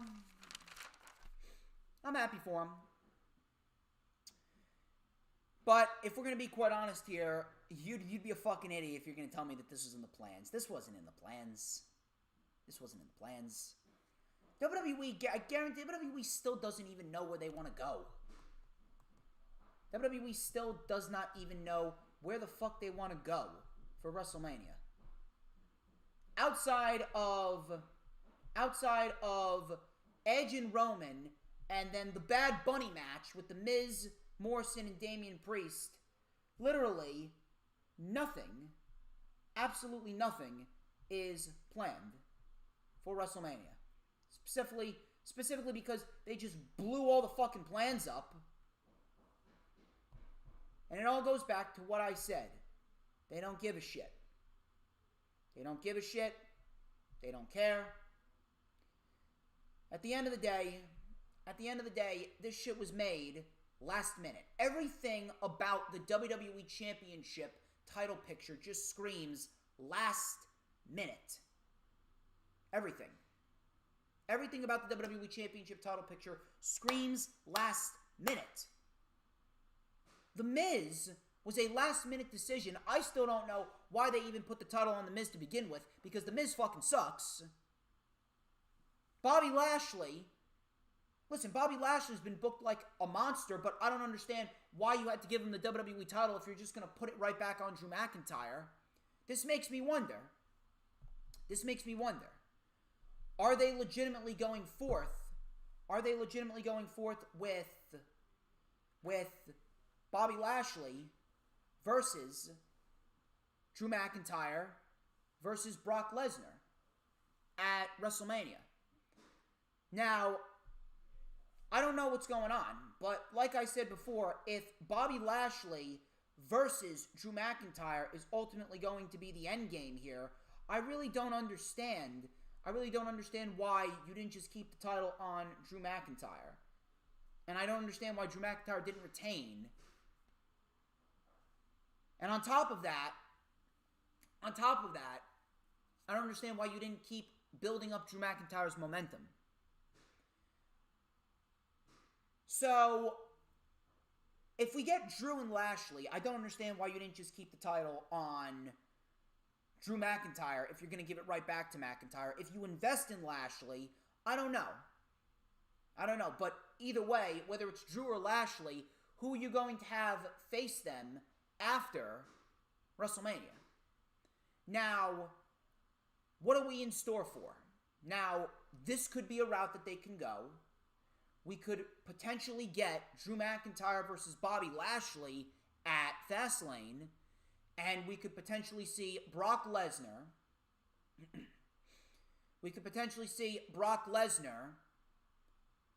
Come out and interfere in that match, cause a double disqualification, and that could potentially be the route to which we get a triple threat match at WrestleMania between McIntyre, Lashley, and Lesnar. So I don't know what's going to happen. I don't know if they're going to give the title back to McIntyre. I'm not sure if Brock Lesnar's going to come in. I'm not sure if we are headed towards Lashley in a legitimate reign as WWE Champion. I don't know. I really don't know. But it's something that I'm going to keep my eye on. It's definitely something that I'm going to keep my eye on. And it's definitely something that everyone should keep their eye on. I don't know where we're headed, but it's certainly going to be an interesting scenario. But regardless of that, this could have all been avoided if you had just had Edge choose McIntyre. Roman and Bryan would have been the simple route to go.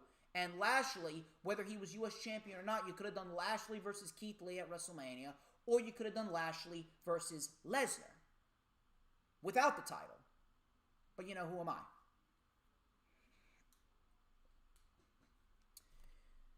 That was your Monday Night Raw review. I am not saying sorry to The Miz Midnight Rose because The Miz sucks. He's a terrible wrestler. He is annoying. He was a terrible WWE champion. Absolutely terrible. He's a dead character. I'm sorry. You don't like the truth, don't watch my stream. Il Pridan, how you doing? Welcome Midnight Rose. Welcome Efron, Cortez Jr., Hannah Bliss. You already know the drill. I would be undefeated in WWE. You already know.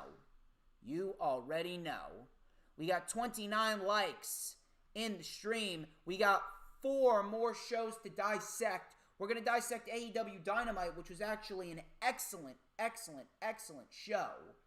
An excellent show was AEW Dynamite, and we got plenty to talk about concerning the landscape of Dynamite, which we got a damn good go-home show.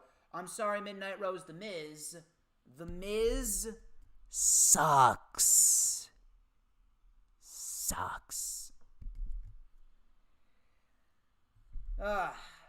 I hate The Miz. I really hate The Miz.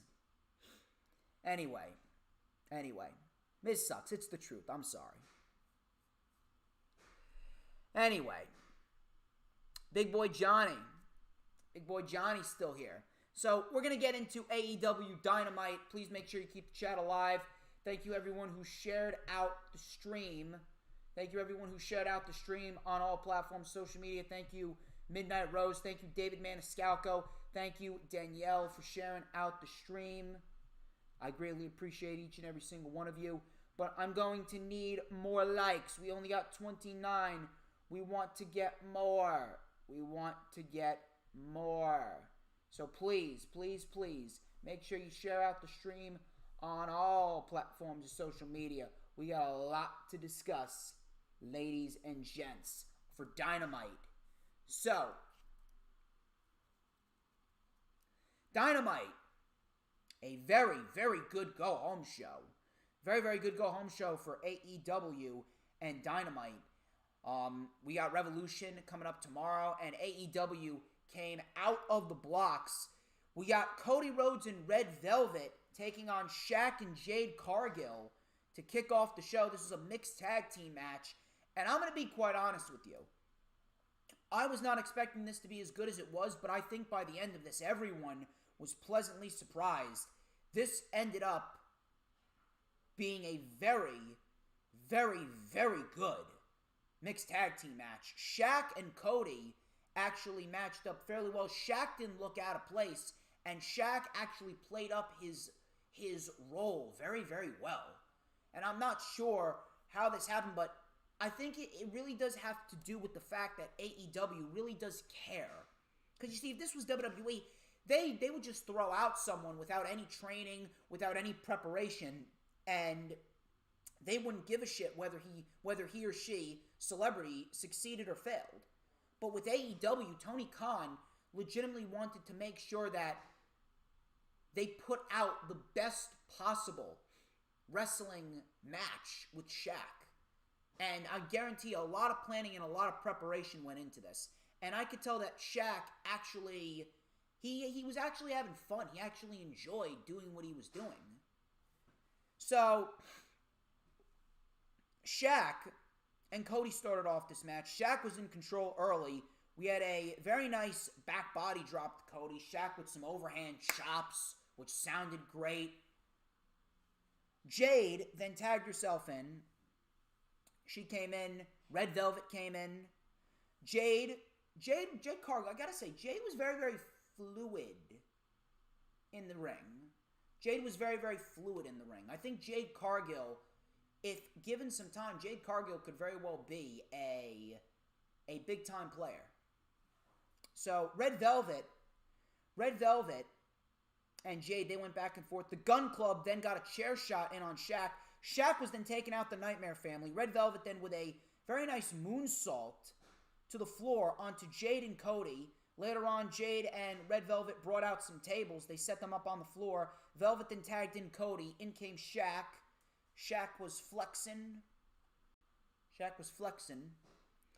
And then we had Shaq, and I gotta send out a shout out to Shaq. I really gotta send out a very special shout out to Shaq. Shaq with the Brody Lee tribute. Shaq with the Brody Lee tribute. Gotta give respect to Shaq for this. Shaq with a Brody Lee tribute and a beautiful powerbomb. Very, very intense looking powerbomb.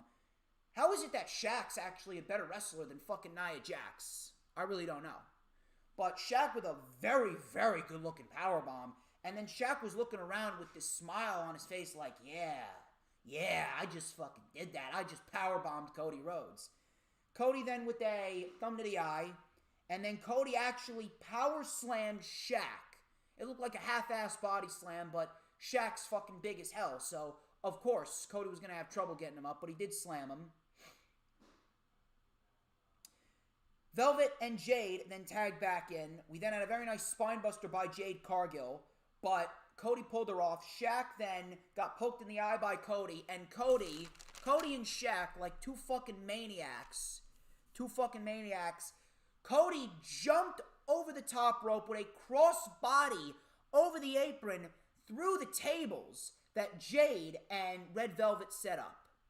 Red Velvet then with a spear to Jade, but Jade was able to kick out. Jade then caught Red Velvet with a glam slam for the win.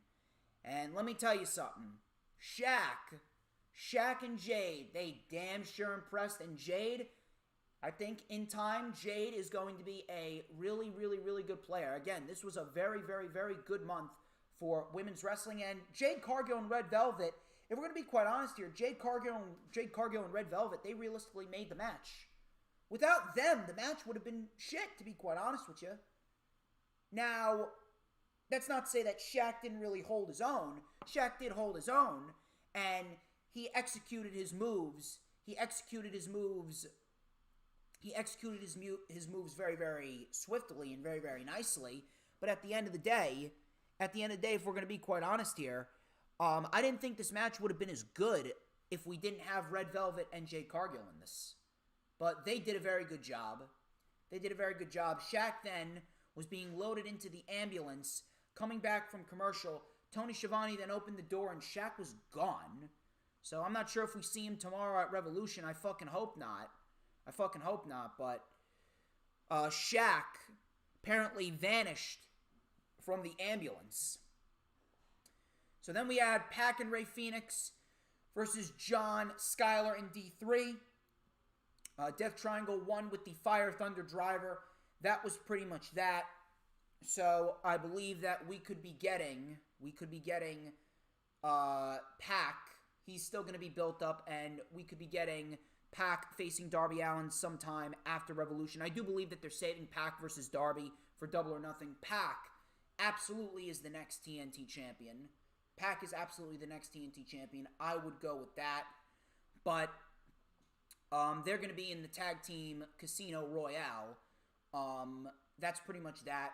Nice little showcase match for Pac and Ray Phoenix. MJF and Chris Jericho then held their Revolution press conference, which was fucking fantastic. This was an excellent, excellent segment. So Jericho said it's time that he held a championship again. He says that I am a 7-time World Tag Team Champion, including Dwayne Johnson and Paul White. Conrad Thompson then came out and he asked about allowing Sammy Guevara back into the inner circle. MJF called him turkey tits and then shunned him away, which was fucking hilarious. Next question was, why did they attack Papa Buck? MJF said, he recklessly attacked Chris Jericho. What we did was an act of self-defense. It's true. He said, just wait until we get our hands on malnourished Matthew and not so slick, I wish my hair was more thick Nick at Revolution.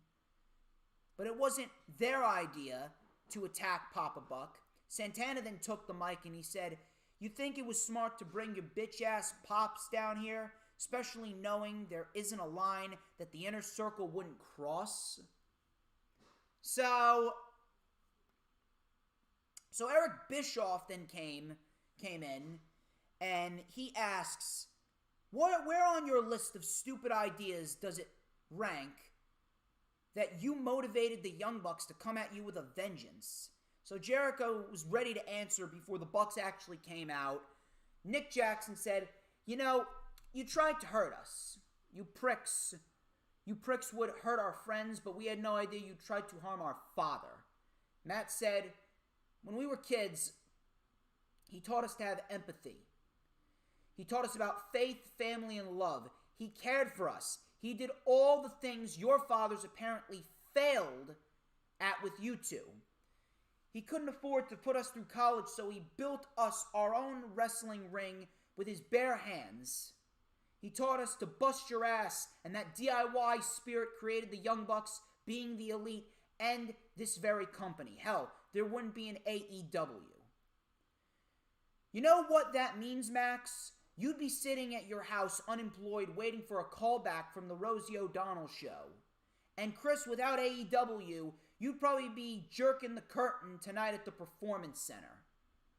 So, that actually sparked up some conversation, like, oh my god, people were so up in arms. I don't understand why people got so fucking pissed off at that. Like, are you really that much of a pussy? Seriously, this was the first shot that AEW took at WWE in months. Months. The first shot that they took at WWE in fucking months. And it enhanced the tension for the storyline. Seriously, you fucking people need to thicken up your fucking skin. You really need to stop being such bitches. This was hilarious. Stop being such a pussy. So, Matt said, my dad taught us standing up for yourself, and sometimes that means you need to kick some ass. We had a big brawl breaking out. Brandon Cutler then got involved. The Good Brothers then brought out some tables. The Young Bucks then put Santana and Ortiz on the tables. Nick then with a swanton off the tunnel, and then Matt with a diving elbow off the stage. And MJF and Jericho looked on. Very, very good segment. Excellent segment heading into their tag team match. Very, very unpredictable scenario heading into Revolution this Sunday. FTR and Tully Blanchard versus Jurassic Express. Tully and FTR came out wearing classic NWA championships. They looked fucking great. So, Luchasaurus got the hot tag. He took on all three men. We had a double German suplex on FTR. We had an assisted power slam for a 2. We had a swinging DDT on Cash, or by Cash, on the floor. FTR then with a superplex splash combination, which looked fantastic. On Jungle Boy, that got a 2. Tully then caught a tail whip kick. Then all of a sudden, a man in a mask then got involved. We didn't know who this man in the mask was. He took out Jungle Boy, and then he hit Luchasaurus. We had the assisted pile driver, and Tully got the win. Fun little 6-man tag right here. And then the masked man was revealed to be Shawn Spears. Shawn Spears is back. It looks like we are getting a reformation of the 4 Horsemen in AEW, which I am very, very, very excited about. This is going to be fantastic. I cannot wait to see what they have in store. This is going to be great, and I do hope maybe we could be looking at Cody possibly joining, considering what happened with Arn Anderson at the end when he came out. We had J.J. Dillon out there. We had Shawn. We had FTR. We had Tully. And then Arn Anderson came out. I don't know. Could be looking at Cody. I would not mind that whatsoever. I think a heel turn for Cody would be fantastic, considering we don't really know where Cody's going to fit into the plans after Revolution. Because I don't see Cody winning the Face of the Revolution ladder match. I really don't see Cody winning that. So at the end of the day, I can absolutely see a possible heel turn for Cody and joining the 4 Horsemen, or we could possibly see Cody go into a match with Sting. See what happens there. We had Tony Schiavone interviewing Paul White. His shirt said, "No more BS," which was fantastic. And then he did mention that there's a Hall of Famer coming to AEW this Sunday at Revolution, which I already talked about that. If you guys missed it, you can go back after the stream is over and you could re-watch that. So, then we had Nyla Rose versus Ryu Mizunami. This was the finals of the Women's World Title Eliminator. These women were hitting hard early. This actually turned out to be a very good match. This match turned out to be a very good match. These women were hitting hard early on.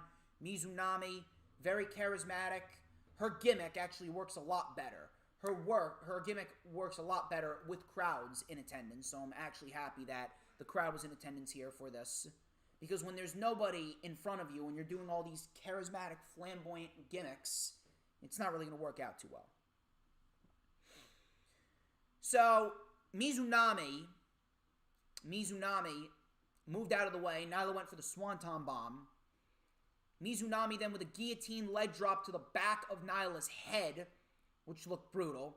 Nyla then made it back into the ring. Mizunami then with a middle rope leg drop, but Nyla was able to kick out. They traded some stiff strikes back and forth. Nyla with a Death Valley driver, brutal looking Death Valley driver for it too. Nyla then with a diving knee to the back of the neck of Mizunami, but Mizunami still kicked out. Nyla then cut Mizunami off on the top rope, big superplex for it too. Mizunami with the German suplex, a big spear, very nice spear. And then a diving leg drop off the top. Mizunami defeats Nyla Rose in a very, very good match. I understand your concerns, but again, the long-term story that I believe that they're telling here, this is simply to give A, a new woman an opportunity, and B, they're enhancing Shida's title reign. Shida's not losing. Shida is not going to lose the Women's Championship. Shida is going to hold that title going into Double or Nothing. She will be the champion heading into Double or Nothing, and she's going to drop that title to Britt Baker. And then Britt Baker is going to hold that title till the end of the year, and we are looking at Britt Baker versus Thunder Rosa for the Women's Championship. So, Nyla Rose wasn't winning. Mizunami's not going to win the championship. She's simply there to give Shida a good match and give Shida a win. That's pretty much it. I'm not really going to shit on it. I'm going to wait and see how it plays out. But at the end of the day, Mizunami gets the win. Shida then went to shake Mizunami's hand. Ryu Mizunami then slapped Shida. Shida and Mizunami then traded some forearm strikes, and Shida ended up standing tall. So, obviously building some tension heading into that match. Tony Schiavone then interviewed Sting. Sting says, I found out the hard way that I wasn't ready when Brian Cage powerbombed me right through the ring. I want to thank you, Brian, for shaking off all that excess rust, because now I feel like I'm ready for a street fight. So Ricky Starks then came out. He said, hold on, Sting-a-Man. Last week, you showed something that I haven't seen. I saw something I haven't seen in a long time. I saw fire from Sting. And Sting, I am man enough to admit, you still got it.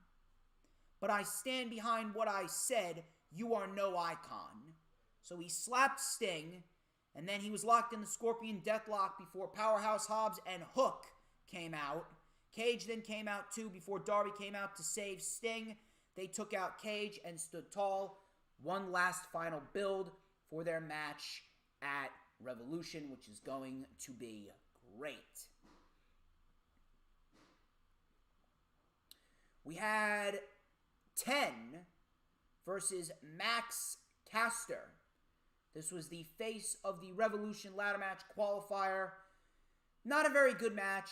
Not a very good match here. These two really didn't have any chemistry. I didn't really sense anything from these two. Max Caster with the normal rap. Apparently, Anthony Bowens is out of action with a knee injury, so thoughts and prayers go out to Mr. Anthony Bowens, and I really hope that Anthony Bowens is okay. We had a slingshot spear for a 2, brainbuster by Caster. Jack Evans then came in and hit 10 with the boombox. Later, it was revealed that Matt Hardy actually paid Evans to cost 10. Max Caster ended up winning. Max Caster goes on to the face of the Revolution ladder match, and that's pretty much that. Matt Hardy and Mark Quinn took on John Silver and Adam Hangman Page in the main event. Fun little match right here. Really nothing too crazy. Quinn was being tossed around by Paige and Johnny Hungy. We had Hardy and Quinn taking over. Silver was isolated before Paige got the hot tag. He lit up Mark Quinn. Paige with a fallaway slam, a plancha on Hardy, and a Death Valley driver on Mark Quinn. Paige and Silver then worked on Hardy. We had some swift kicks and a brainbuster to Hardy for a 2. Hangman and Silver then double-teamed Quinn. We had a buckshot lariat, and Mark Quinn was beaten. Adam Hangman Page continues his momentum. Hardy then attacked Page before the Dark Order came out to save Hangman. I'm not really sure what's going down with the Dark Order and Hangman, but I don't know. Could we be looking at the Dark Order possibly turning on Adam Hangman Page? I don't know. We'll have to see what happens there. Hardy was then attacked by the Dark Order. Then all of the teams that were in the Casino Tag Team Royale then started brawling, and that ended the show. That was pretty much that.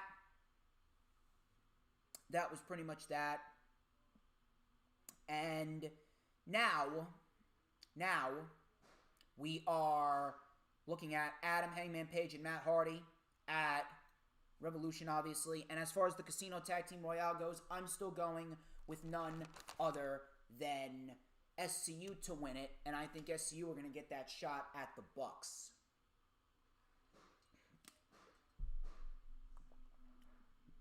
All right, ladies and gents, that wraps up the review for Dynamite. We got 3 more shows to review. But first things first, we're going to check the chat. Danielle is lurking. Midnight Rose, Big Boy Johnny just subbed to you. And things are really heating up here in the chat. We got 30 likes. We made it to 30 likes, but 30's not enough. I said I wanted to get to 50 again. But in order for me to get to 50, I need y'all to share out the stream on all platforms, social media. I know we're missing a couple more people. I know we're missing Joseph Conlon. I don't know where Joseph Conlon is. I don't know where Ruben is. I know Ruben always comes in clutch with the likes. We need more likes.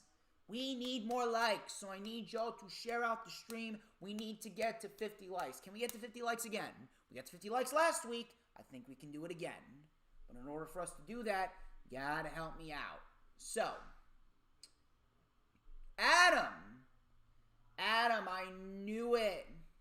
I knew that you would come in clutch. I know that you would come in clutch. Be sure to hit that like button. If you haven't already done so, hit that like button, Adam. So, we are going to talk about NXT next.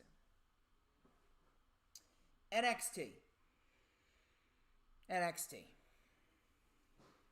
Now, I don't necessarily want to say it was a bad show, because NXT is never a bad show.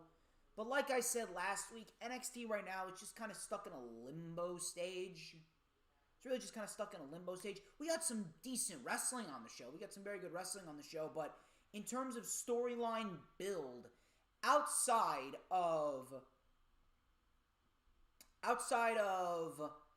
the Undisputed Era storyline, there's really no long-term storylines that we can legitimately say we're invested in. The show wasn't necessarily bad. We got some decent wrestling, but in terms of storytelling, the show really has just been lacking. There's just been no passion behind the storytelling of the show. So, we didn't get MSK versus Lorcan and Birch. They substituted MSK for Ciampa and Thatcher, which I don't know why Ciampa and Thatcher are still teaming. I really don't know why they're still teaming, because Ciampa, realistically, listen, I understand that Thatcher, his best role is probably in a tag team. I understand that. But at the end of the day, you're pretty much canceling out a main event star in Tommaso Ciampa, and he's not going to get his proper due. If anything, I would be building towards Ciampa versus O'Reilly for the NXT Championship at the SummerSlam TakeOver. So I really don't understand why Ciampa is still teaming with Thatcher. Really doesn't make any sense to me. So Thatcher, he rolled over hard on his neck. He went out to the floor. So he actually went on with the match after he rolled over hard on his neck, which was beast of him. We had some clothesline barrages from Tommaso Ciampa, big double clothesline. Ciampa and Thatcher with some swift chops and forearms to Burch. Lorcan then got taken out with a high knee. We had a headbutt from Burch, and then an enziguri by Thatcher. All four men were down. Imperium then came out of nowhere, and they were standing up on the ramp. So it looks like Imperium is scouting some tag teams. They were scouting Killian Dane and Drake Maverick last week, and now they're scouting Ciampa and Thatcher. I'm not sure if this means a renaissance for Imperium. Something's going on with Imperium, but we'll have to wait and see. But Burch and Lorcan took advantage.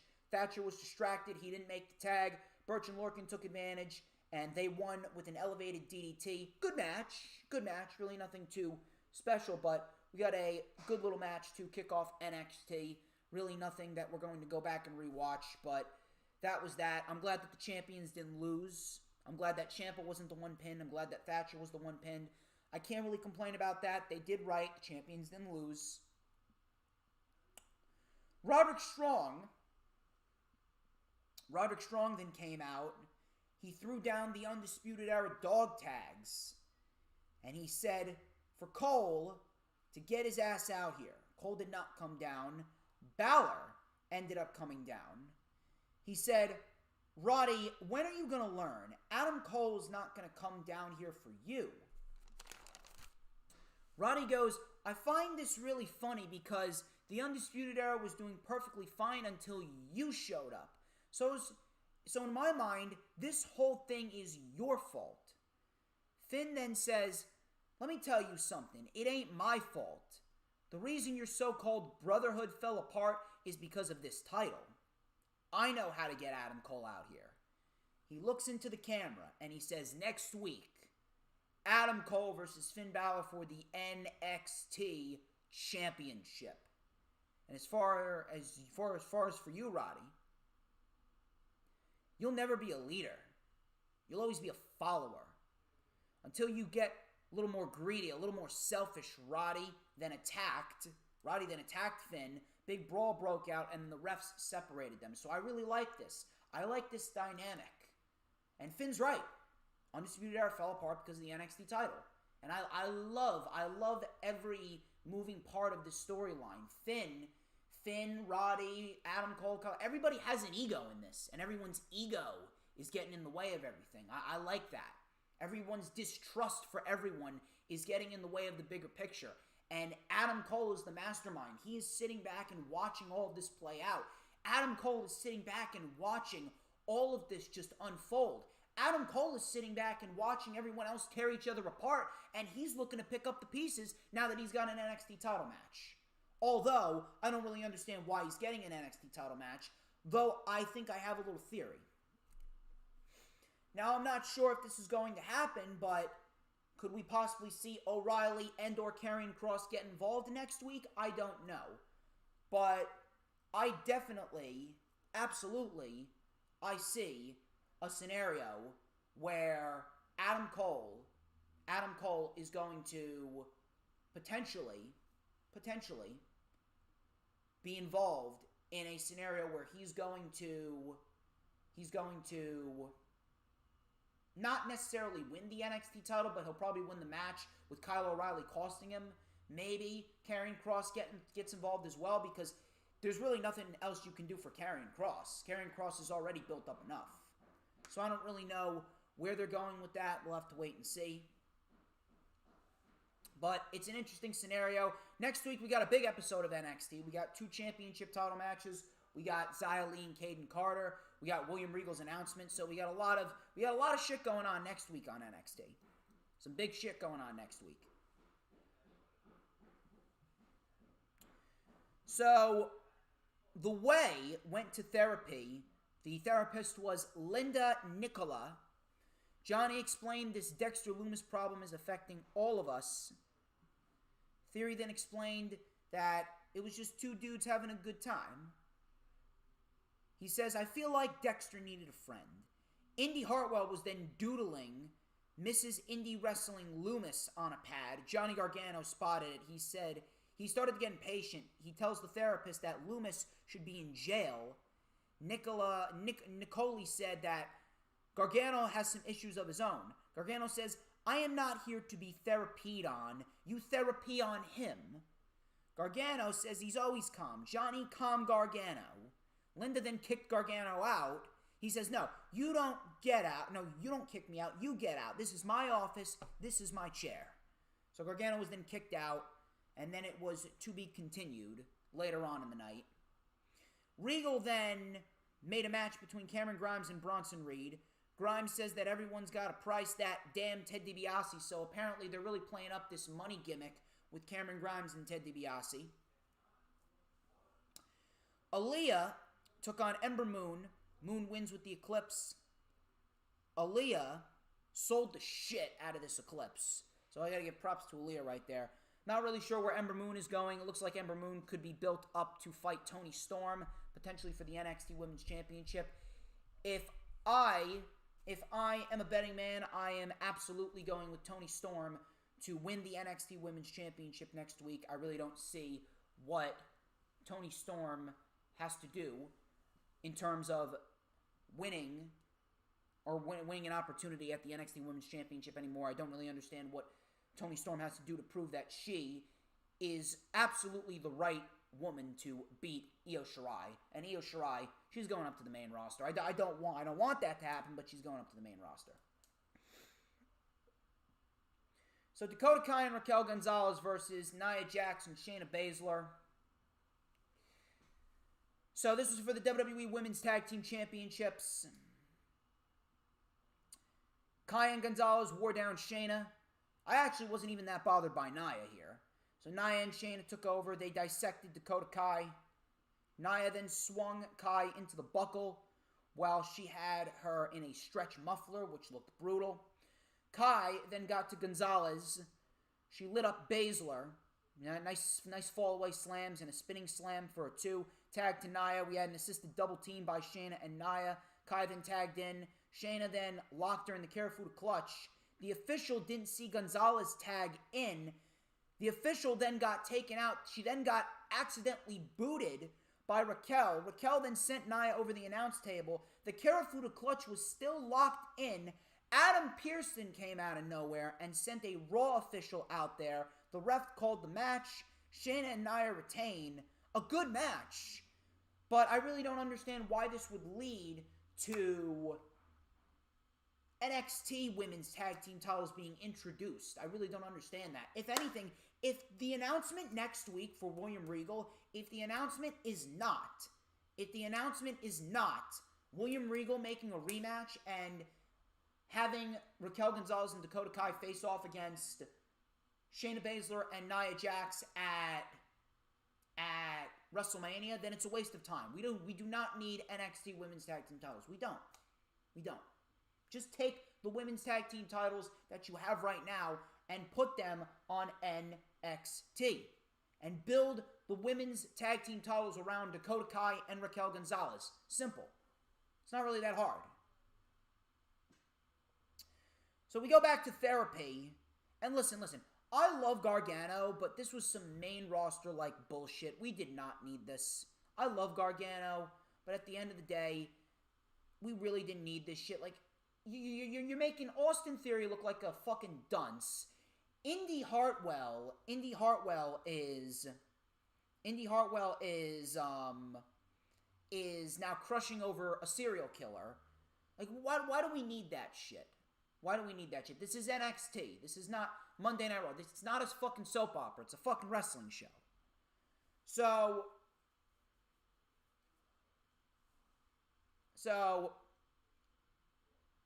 we go back to therapy. Theory is explaining how Loomis gets lonely and he feels like he could use a friend.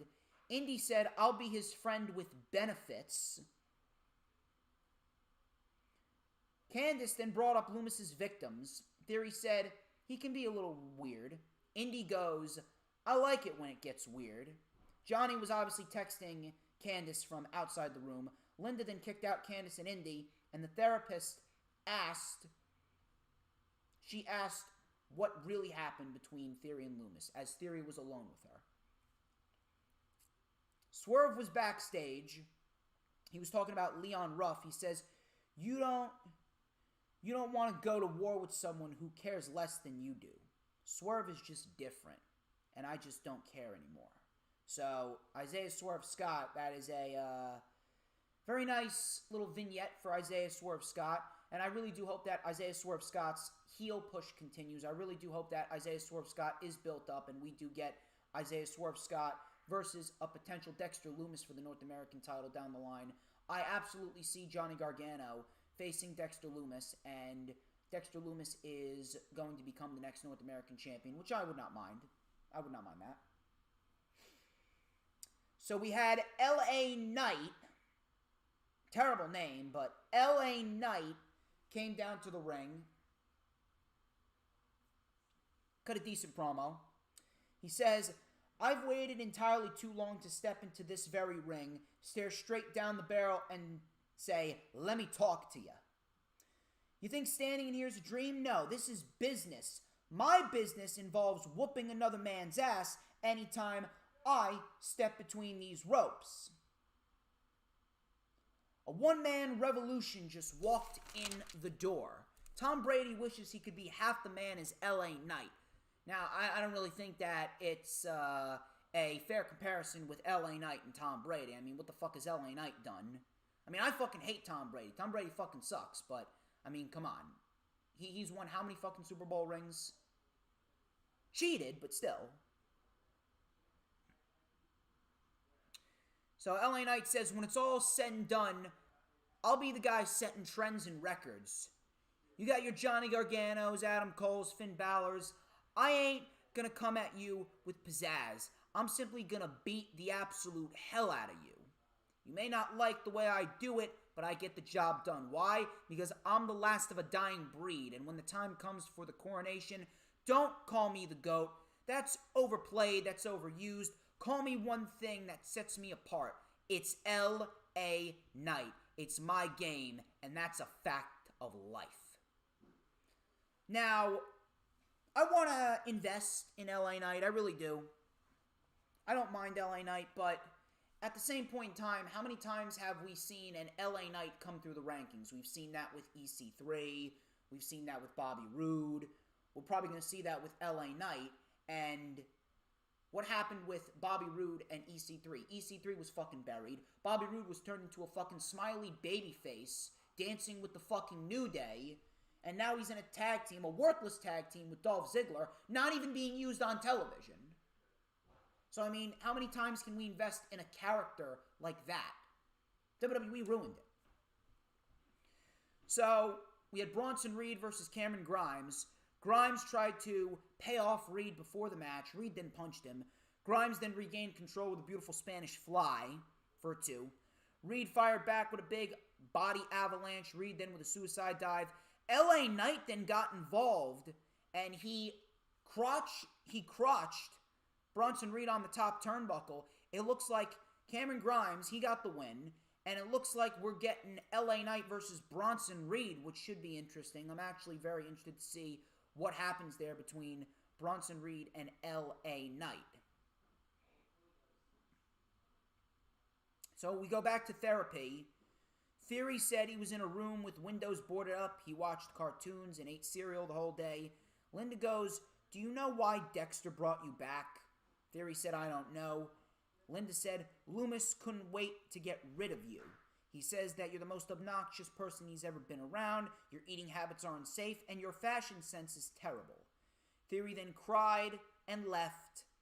Fucking cringe. Johnny then asked, what did you do to him? Gargano then said, I'm going to give this therapist a piece of my mind, and it was revealed that Gargano then paid off the therapist to say that to Austin Theory, simply to get Austin Theory's, what was it? His thoughts on Dexter Lumis, his positive thoughts on Dexter Lumis out of his head. He says, it works like a charm. Linda then goes, what a bunch of idiots. Yeah, what a bunch of idiots. Just like Vince McMahon and Bruce Pritchard. They're a bunch of fucking idiots. We had Ever Rise in the ring. Breezango was on their way to the ring. dressed as astronauts before Legado del Fantasma attacked them. They went after Everrise as well. Santos Escobar then attacked him too. Escobar then took the mic and said, "Do not mistake last week's events for weakness. This is what awaits you." And that was it. Short, sweet, simple. I'm happy that they followed up on last week with Legado del Fantasma, but still, no excuse why we needed to have Legado del Fantasma take a loss. No reason why we needed to have Legado del Fantasma in a program with Karrion Kross. No reason why they needed to lose. It was a fucking terrible decision. End of story. Period. So next week we got Xia Li and Caden Carter. Next week we got 2 championship matches. It's Balor and Cole and Storm and Shirai. If we do see a change in championship titles, I am going with Storm to beat Io Shirai. Then we have the main event, Finn Balor versus Roderick Strong. This is a very good match right here. Strong, of course, is fantastic. Probably the most underrated member of the Undisputed Era. Strong fired back against Balor with a backbreaker. Strong then with a running lariat. Big chops, a face buster by Strong. Big Olympic slam. Tiger bomb for a 2. Sling blade by Balor. Strong caught Balor in the stronghold, but Balor reversed it. Balor reversed the gut check into a double stomp to the chest. Balor with the Eye of the Hurricane. Woo dropkick, coup de grace, and a 1916 for the win. Very good match. Afterwards, Adam Cole came out and stared from the apron as Balor pointed his handgun at Cole, leading towards their championship match next week. That was pretty much NXT. We had some decent wrestling, but ultimately, outside of the Undisputed Era storyline, the show was fairly skippable. LA Knight is on NXT. I don't really know where LA Knight's going to fit into things, but I don't have any faith that WWE is going to invest fully in LA Knight, and I don't have any faith that WWE is going to do LA Knight any favors. Let us check the chat. Adam says Raquel and Dakota should be champions at WrestleMania 37. Yes, indeed. Yes, indeed. Danielle is very, very happy at that comment. Oh, God. I'm getting a little tired here. Getting a little tired.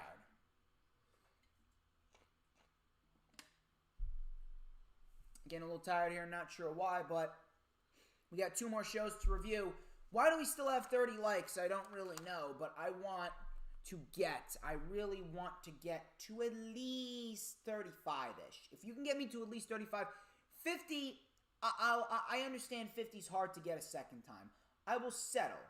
I will settle on 35 if you can. How about that? Is that decent enough? So please, I would like to get to 35 if you can. 35 is the goal here on the channel. If you can, I would greatly appreciate it. So NXT UK. NXT UK was actually a very good show right here. NXT UK was actually a very good show. I actually liked NXT UK better than I liked NXT, to be quite honest with you. Ilya Dragunov took on Sam Gradwell. Gradwell was in control early before Dragunov fought back. We had a big lariat, big German suplex. Second one connected. We had a big enziguri by Ilya. Diving senton connected. Ilya Dragunov then went for Torpedo Moscow. Went for the Unbesigbar. But Gradwell sent him into the turnbuckle. Gradwell tried to take advantage, but Ilya Dragunov with the elbows to the head. The ref ended up calling for the bell. Gradwell's lip was actually busted open.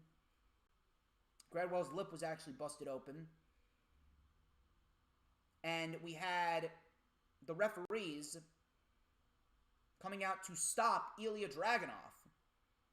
Ilya nearly attacked the referee. And then afterwards, he had remorse after it. So Ilya Dragunov, he can't seem to control his emotions. But Gradwell was smiling like he got what he wanted. So I'm not really sure what this storyline is leading to. But Dragunov was just furious. Dragunov, he's been winning a lot. He's been getting back on the right track, but I don't know what's going to go on. I don't know what's going to go on in the future. I don't know what this is building towards, but I really do hope Dragunov gets back to prominence. And to be quite honest, I'm actually kind of pissed off that they didn't give Dragunov the UK Championship, because I would have given him the UK Championship, to be quite honest with you. So, we had a vignette.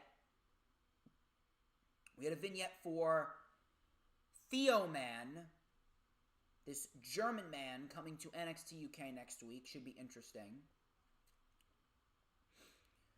We had Supernova 11 Sessions. Noam Dar read some comments about Supernova 11 Sessions. He brought out Tyler Bate. Dar asked about Tyler Bate's new outlook on life. Bate has chosen to be in a world in which he knows himself. So Dar tries to push Bate's buttons. Dar dumped lettuce and broccoli on Bate.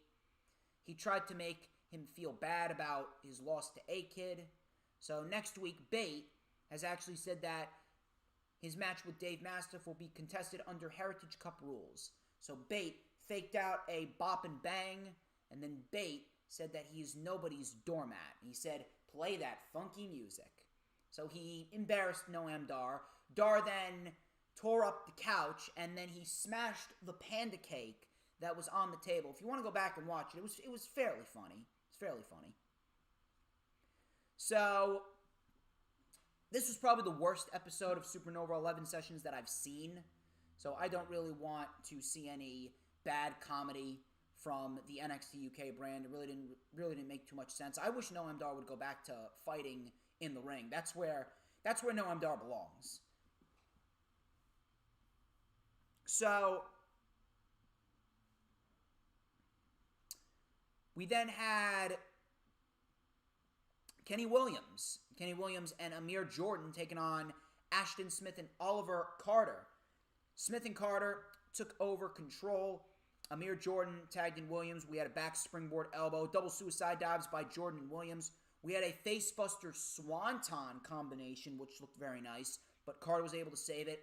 We had an assisted back body drop into the 450 splash by Carter and Smith, but Williams saved it. Williams then assisted Amir Jordan in a leverage pin, and Amir Jordan got the win. Decent little tag team match right here, and it looks like that Kenny Williams and Amir Jordan could be first in line for Pretty Deadly and the NXT UK Tag Team Championships, which I would not mind. Ginny and Joseph Connors versus Jack Stars and Piper Niven. That is next week, as well as Williams and Jordan versus Andrews and Webster, as well as Mastiff and Bate next week. So we got a big episode of NXT UK next week. Keep your eyes peeled for that one. We then had Kaylee Ray versus Meiko Satomura. This was for the NXT UK Women's Championship. These women put on a great match. If you want to go back and watch this match was great. Definitely worth 15 to 20 minutes of your time. And it looks like Kaylee Ray is continuing her title reign, and it is not, yes, it is not going to be Meiko Satomura, because Meiko did not win this. I was shocked. But you know what? I had a little faith, and it looks like Eva Valkyrie could very well be the woman that beats Kaylee Ray for the Women's Championship in NXT UK. So both women went back and forth in this match to start. Ray with a DDT on the floor to Satomura. Satomura was able to recover, hit a Death Valley driver on the apron. We had a cartwheel axe kick by Satomura. Saito suplex for a 2. Ray with a tornado DDT in the ring for a 2. She then locked in the Koji clutch. But Satomura was able to get to the ropes. We had a Death Valley bomb by Satomura, but Ray was able to kick out. We had a frog splash, but Ray got the knees up. Super kick and a gory bomb, but Satomura was able to kick out. The scorpion kick was then blocked. She went for the gory bomb again, but Satomura with a sunset flip power bomb. Ray still kicked out. We had a super kick by Ray, a Pele kick by Meiko. Ray then delivered another gory bomb, and Kaylee Ray retains the NXT Women's Championship in a great match. And it looks like Eva Valkyrie could very well be next in line to face off against Miss Kaylee Ray. And it looks like Miss Eva Valkyrie is going to be your new, yes, your new NXT UK Women's Champion. Very good episode of NXT UK. We got some interesting storylines developing, some interesting scenarios brewing. Danielle, it's snowing again? Man, snowing again. I'm glad your grandson's down in Florida. My God, the winter over here in New Jersey. I cannot wait until the fucking winter's over, I swear. So, what else we got? No new comments, huh? Man, everyone's silent. But hey, at least we did good in terms of the likes. We did good in terms of the likes. We did good in terms of the views. We got plenty more to dissect. We got plenty more to talk about. We got SmackDown. SmackDown.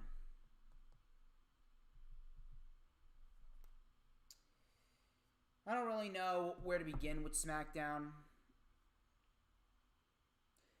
This wasn't very good. Not a very good show. Not a very entertaining show. Not a very entertaining show. Michael Cole kicked off the show with Daniel Bryan. The feud between Daniel Bryan and Roman. And then Apollo's new character. Those were the only two things worth going back and watching on the show. Everything else was just, eh. So Michael Cole, he introduced Daniel Bryan. He kicked off the show. Cole asked why Bryan turned his focus to the Universal title. Bryan said nobody told him that they were going to have a tag team match at Fastlane.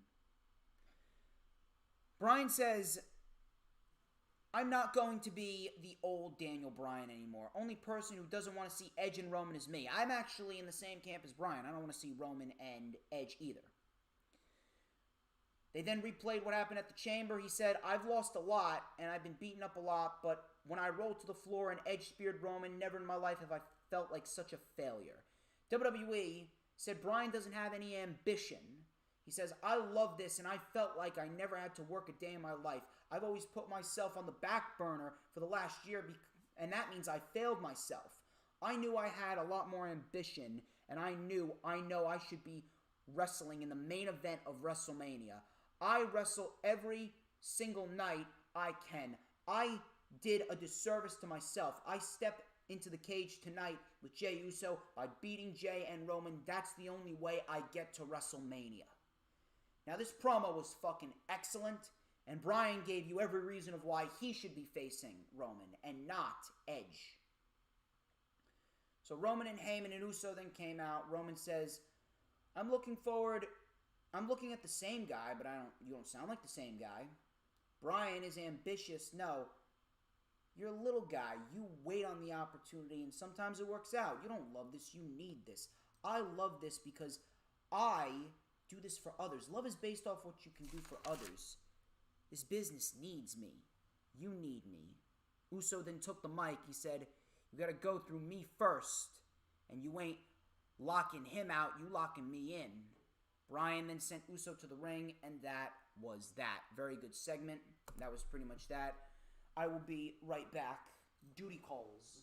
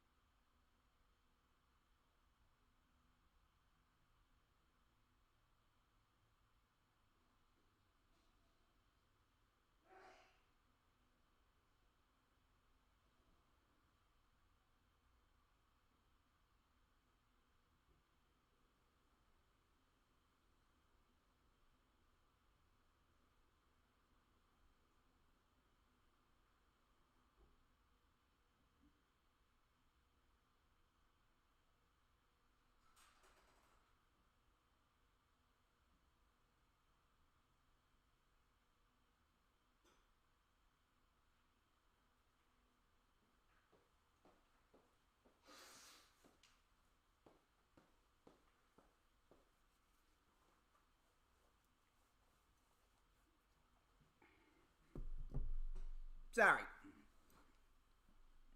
By the way, when I was in the John, what I just dropped in the John was better than 90% of what we saw on SmackDown and Raw combined. Just pointing that out there. Anyway, so where were we? Oh yeah, that's right. Roman and Bryan. So it was a very good segment, but the one thing I just don't like is the fact that they are pretty much putting the WrestleMania build on hold. They're pretty much putting the WrestleMania build on hold. This feels more of a WrestleMania match than Edge and Roman, to be quite honest with you. And this is what WWE gets for doing the Fastlane pay-per-view as the first pay-per-view of the deal for Peacock.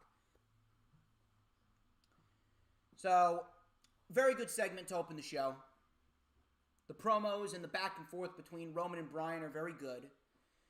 We then had a match what was supposed to be the Street Profits versus Sami and Corbin. Sami then came out and saying, we're going to prove that last week's victory was a fluke.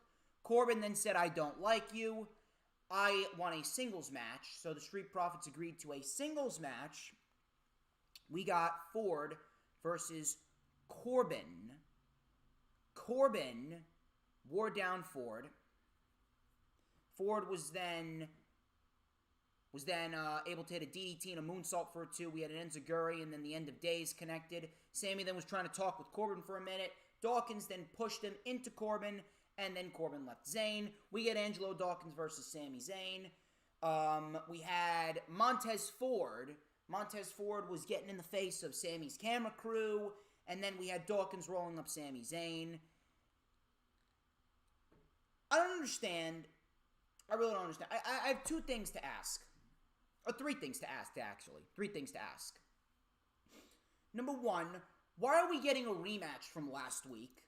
Why didn't you just do the Mysterios versus the Street Profits, considering the Street Profits, they're looking to build up momentum to get a tag team title rematch against Rude and Ziggler. So more likely than not, it would mean that they already beat Otis and Gable, they beat Sami and Corbin, so then have them beat Rey and Dominic Mysterio. I don't understand why we didn't get Rey and Dominic Mysterio versus the Street Profits. That would have been a lot better.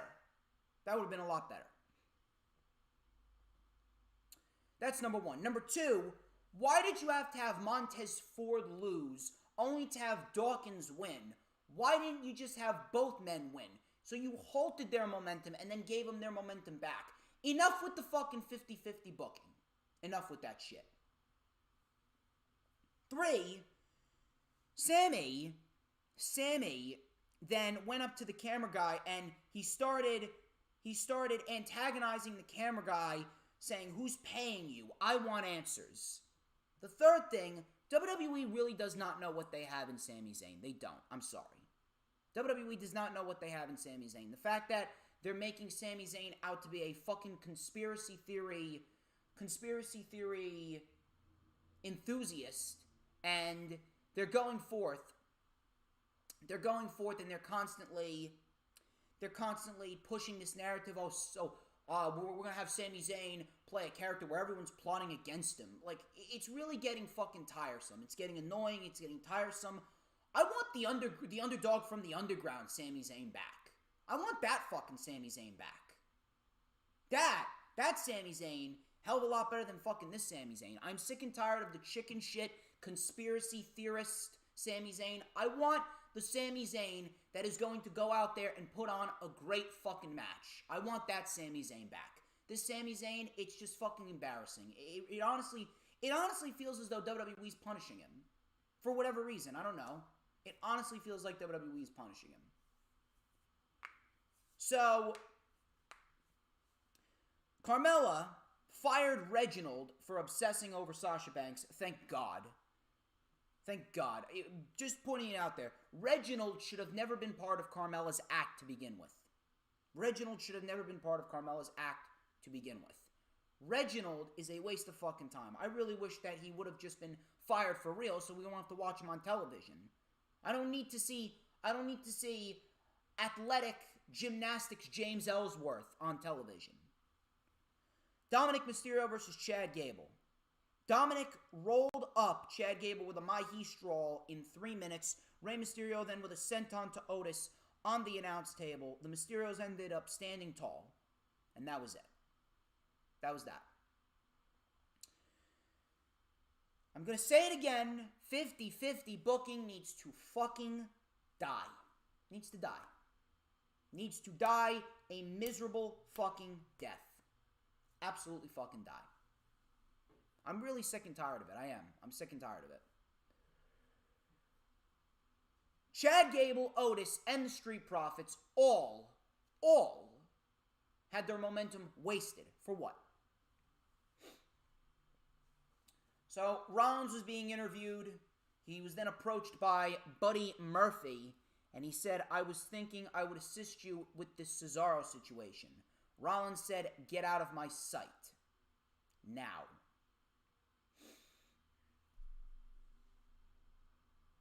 Why, can I ask a question? Why is it that WWE sees absolutely nothing in Buddy Murphy other than Seth Rollins' lackey? I don't understand. Now, is this going to lead to anything? I don't know. But, knowing WWE, maybe it could lead to something. Knowing WWE, I wouldn't be surprised if they put Rollins and Cesaro on Fastlane and they have Murphy come out and cost Cesaro. I wouldn't be surprised if they do that. I wouldn't be surprised if we have Daniel Bryan then inserting himself into the mix and we get a tag team match at WrestleMania, Cesaro and Bryan versus Rollins and Murphy. That wouldn't surprise me one bit. But I'm really sick and tired of seeing this. Why is it that WWE sees nothing in Murphy other than being Seth Rollins' lackey? Murphy should be in the mid-card fighting Big E, Apollo, Shinsuke, and Cesaro himself. And he ended up facing Cesaro later on. Shayna Baszler and Bianca Belair. Reginald and Sasha came out. Belair was then knocked to the floor. She shoved down Reginald. Nia then went after Reginald. Nia then hit Sasha. And then Nia was just flabbergasted. Oh my god, I went for Reginald, but I hit Sasha. And then Bianca hit the KOD, and she pinned Shayna Baszler. I have so many fucking problems with this. I have so many fucking problems with this entire fucking match. Number one, why is it that Bianca and Shayna are even facing off? Why is it that WWE keeps on putting out matches between two superstars that can't take a loss? Shayna Baszler is a champion. She's a women's tag team champion. The championships are fucking worthless, but she's a champion nonetheless. She is a fucking champion. Belair is going into the biggest matchup of her fucking life against Sasha Banks at WrestleMania. Why is she in this scenario where she could potentially take a loss? Stop putting two individuals in a match in which neither woman or neither individual, period, could take a loss. Stop. That's number one. Number two, whoever fucking produced, I know that there was more than one person that went into this. There was more than one person that went into approving, scripting, and producing this entire fucking match. Whoever booked, scripted, produced, and approved this entire match needs to be fucking terminated immediately. I would fire all of them on the spot. Why is it that Reginald is still on television? Why is it that Sasha Banks and Bianca Belair are still teaming? They shouldn't be teaming, and the only reason that they are teaming is because of the simple fact that we got Fastlane. And I told you, WWE was going to load up Fastlane. They're going to load up Fastlane with all of these major stars and major individuals simply because of the fact that it's the first show of the Peacock deal. Oh, because we got Sasha Banks and Bianca Belair. They're the two biggest stars in the women's division right now. Put them on Fastlane. Now we got Roman and Bryan on Fastlane. I wouldn't be surprised if they do Edge versus Jey Uso on Fastlane. We're going to have Matt Riddle versus fucking Ali on Fastlane. I wouldn't be surprised if they do Drew versus Bobby on Fastlane and Brock Lesnar shows up. They're going to load up that show. They're going to load up that show to be some monumental spectacle. I don't understand why they didn't just have WrestleMania be the first show of the Peacock deal. I don't understand. That is the biggest show, the biggest wrestling show, or it's supposed to be the biggest wrestling show of the year. Put the Peacock deal with WWE and the network, and have WrestleMania be the first show of the Peacock deal. Why do you need to put Fastlane? This is what WWE gets for putting Fastlane on the pay-per-view schedule. Sasha and Bianca shouldn't be teaming. Shayna shouldn't be losing.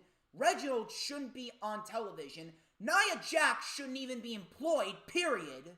Nia Jax needs to be fucking fired immediately. This was just an absolute fucking mess. An absolute fucking mess. Murphy and Cesaro. Murphy's been found. Rollins was on commentary. Cesaro, he defeated Murphy in 3 minutes. He swung Murphy into... Murphy did all but 3 moves in this match.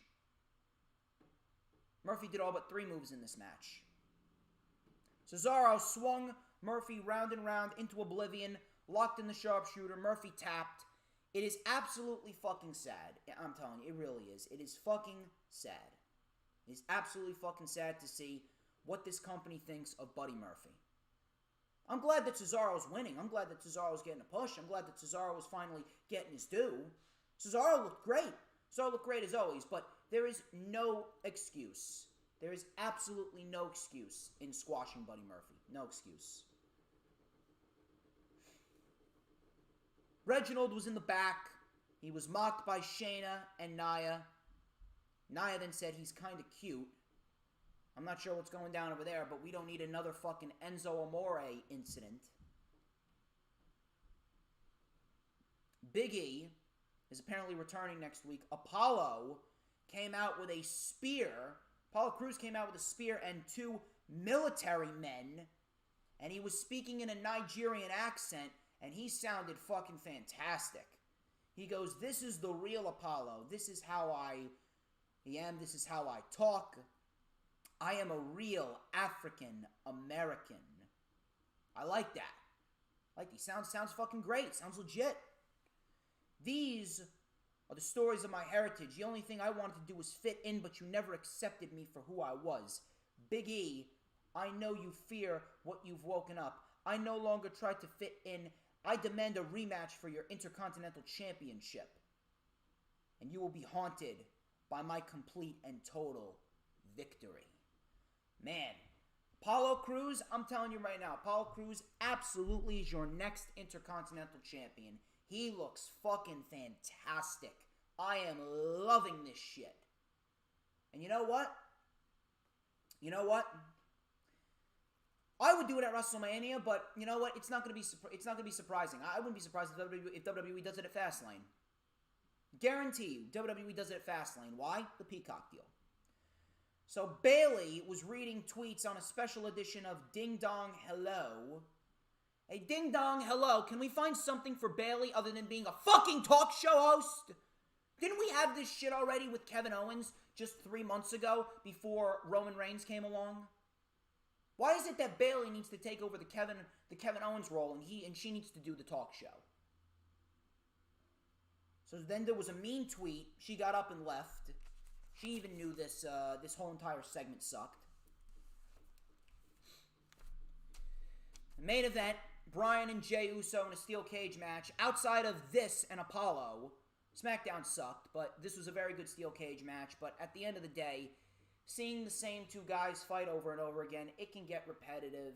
It gets tiresome, but this was still a very good match. Bryan with a missile drop kick. He sent Jey shoulder first into the cage. Jey then attacked the injured knee. He climbed to the top. Bryan then stopped him, and they were both on the top. We had a big Samoan drop off the top rope. Bryan and Uso then brawled to the top. Bryan then fell. We had a flying splash by Uso, but Bryan kicked out. Bryan then went a roundhouse kick. Uso with a super kick. Bryan still stayed alive. Bryan then with elbows to the head. Uso then with hammer fists to the face. Bryan recovered. Bryan with a superplex. Rolled over into the yes lock. And Uso tapped out. Very good steel cage match, even though it gets repetitive. Outside of this and Apollo Crews, the show sucked. SmackDown sucked. Raw sucks. WWE sucks. And anyone who thinks otherwise is a complete fucking retard. Ladies and gents, that wraps up this edition of the Lightning Flash Update. I guarantee you that we are not going to be invested in anything WWE does. We just have to go based off of what's going on in the ring.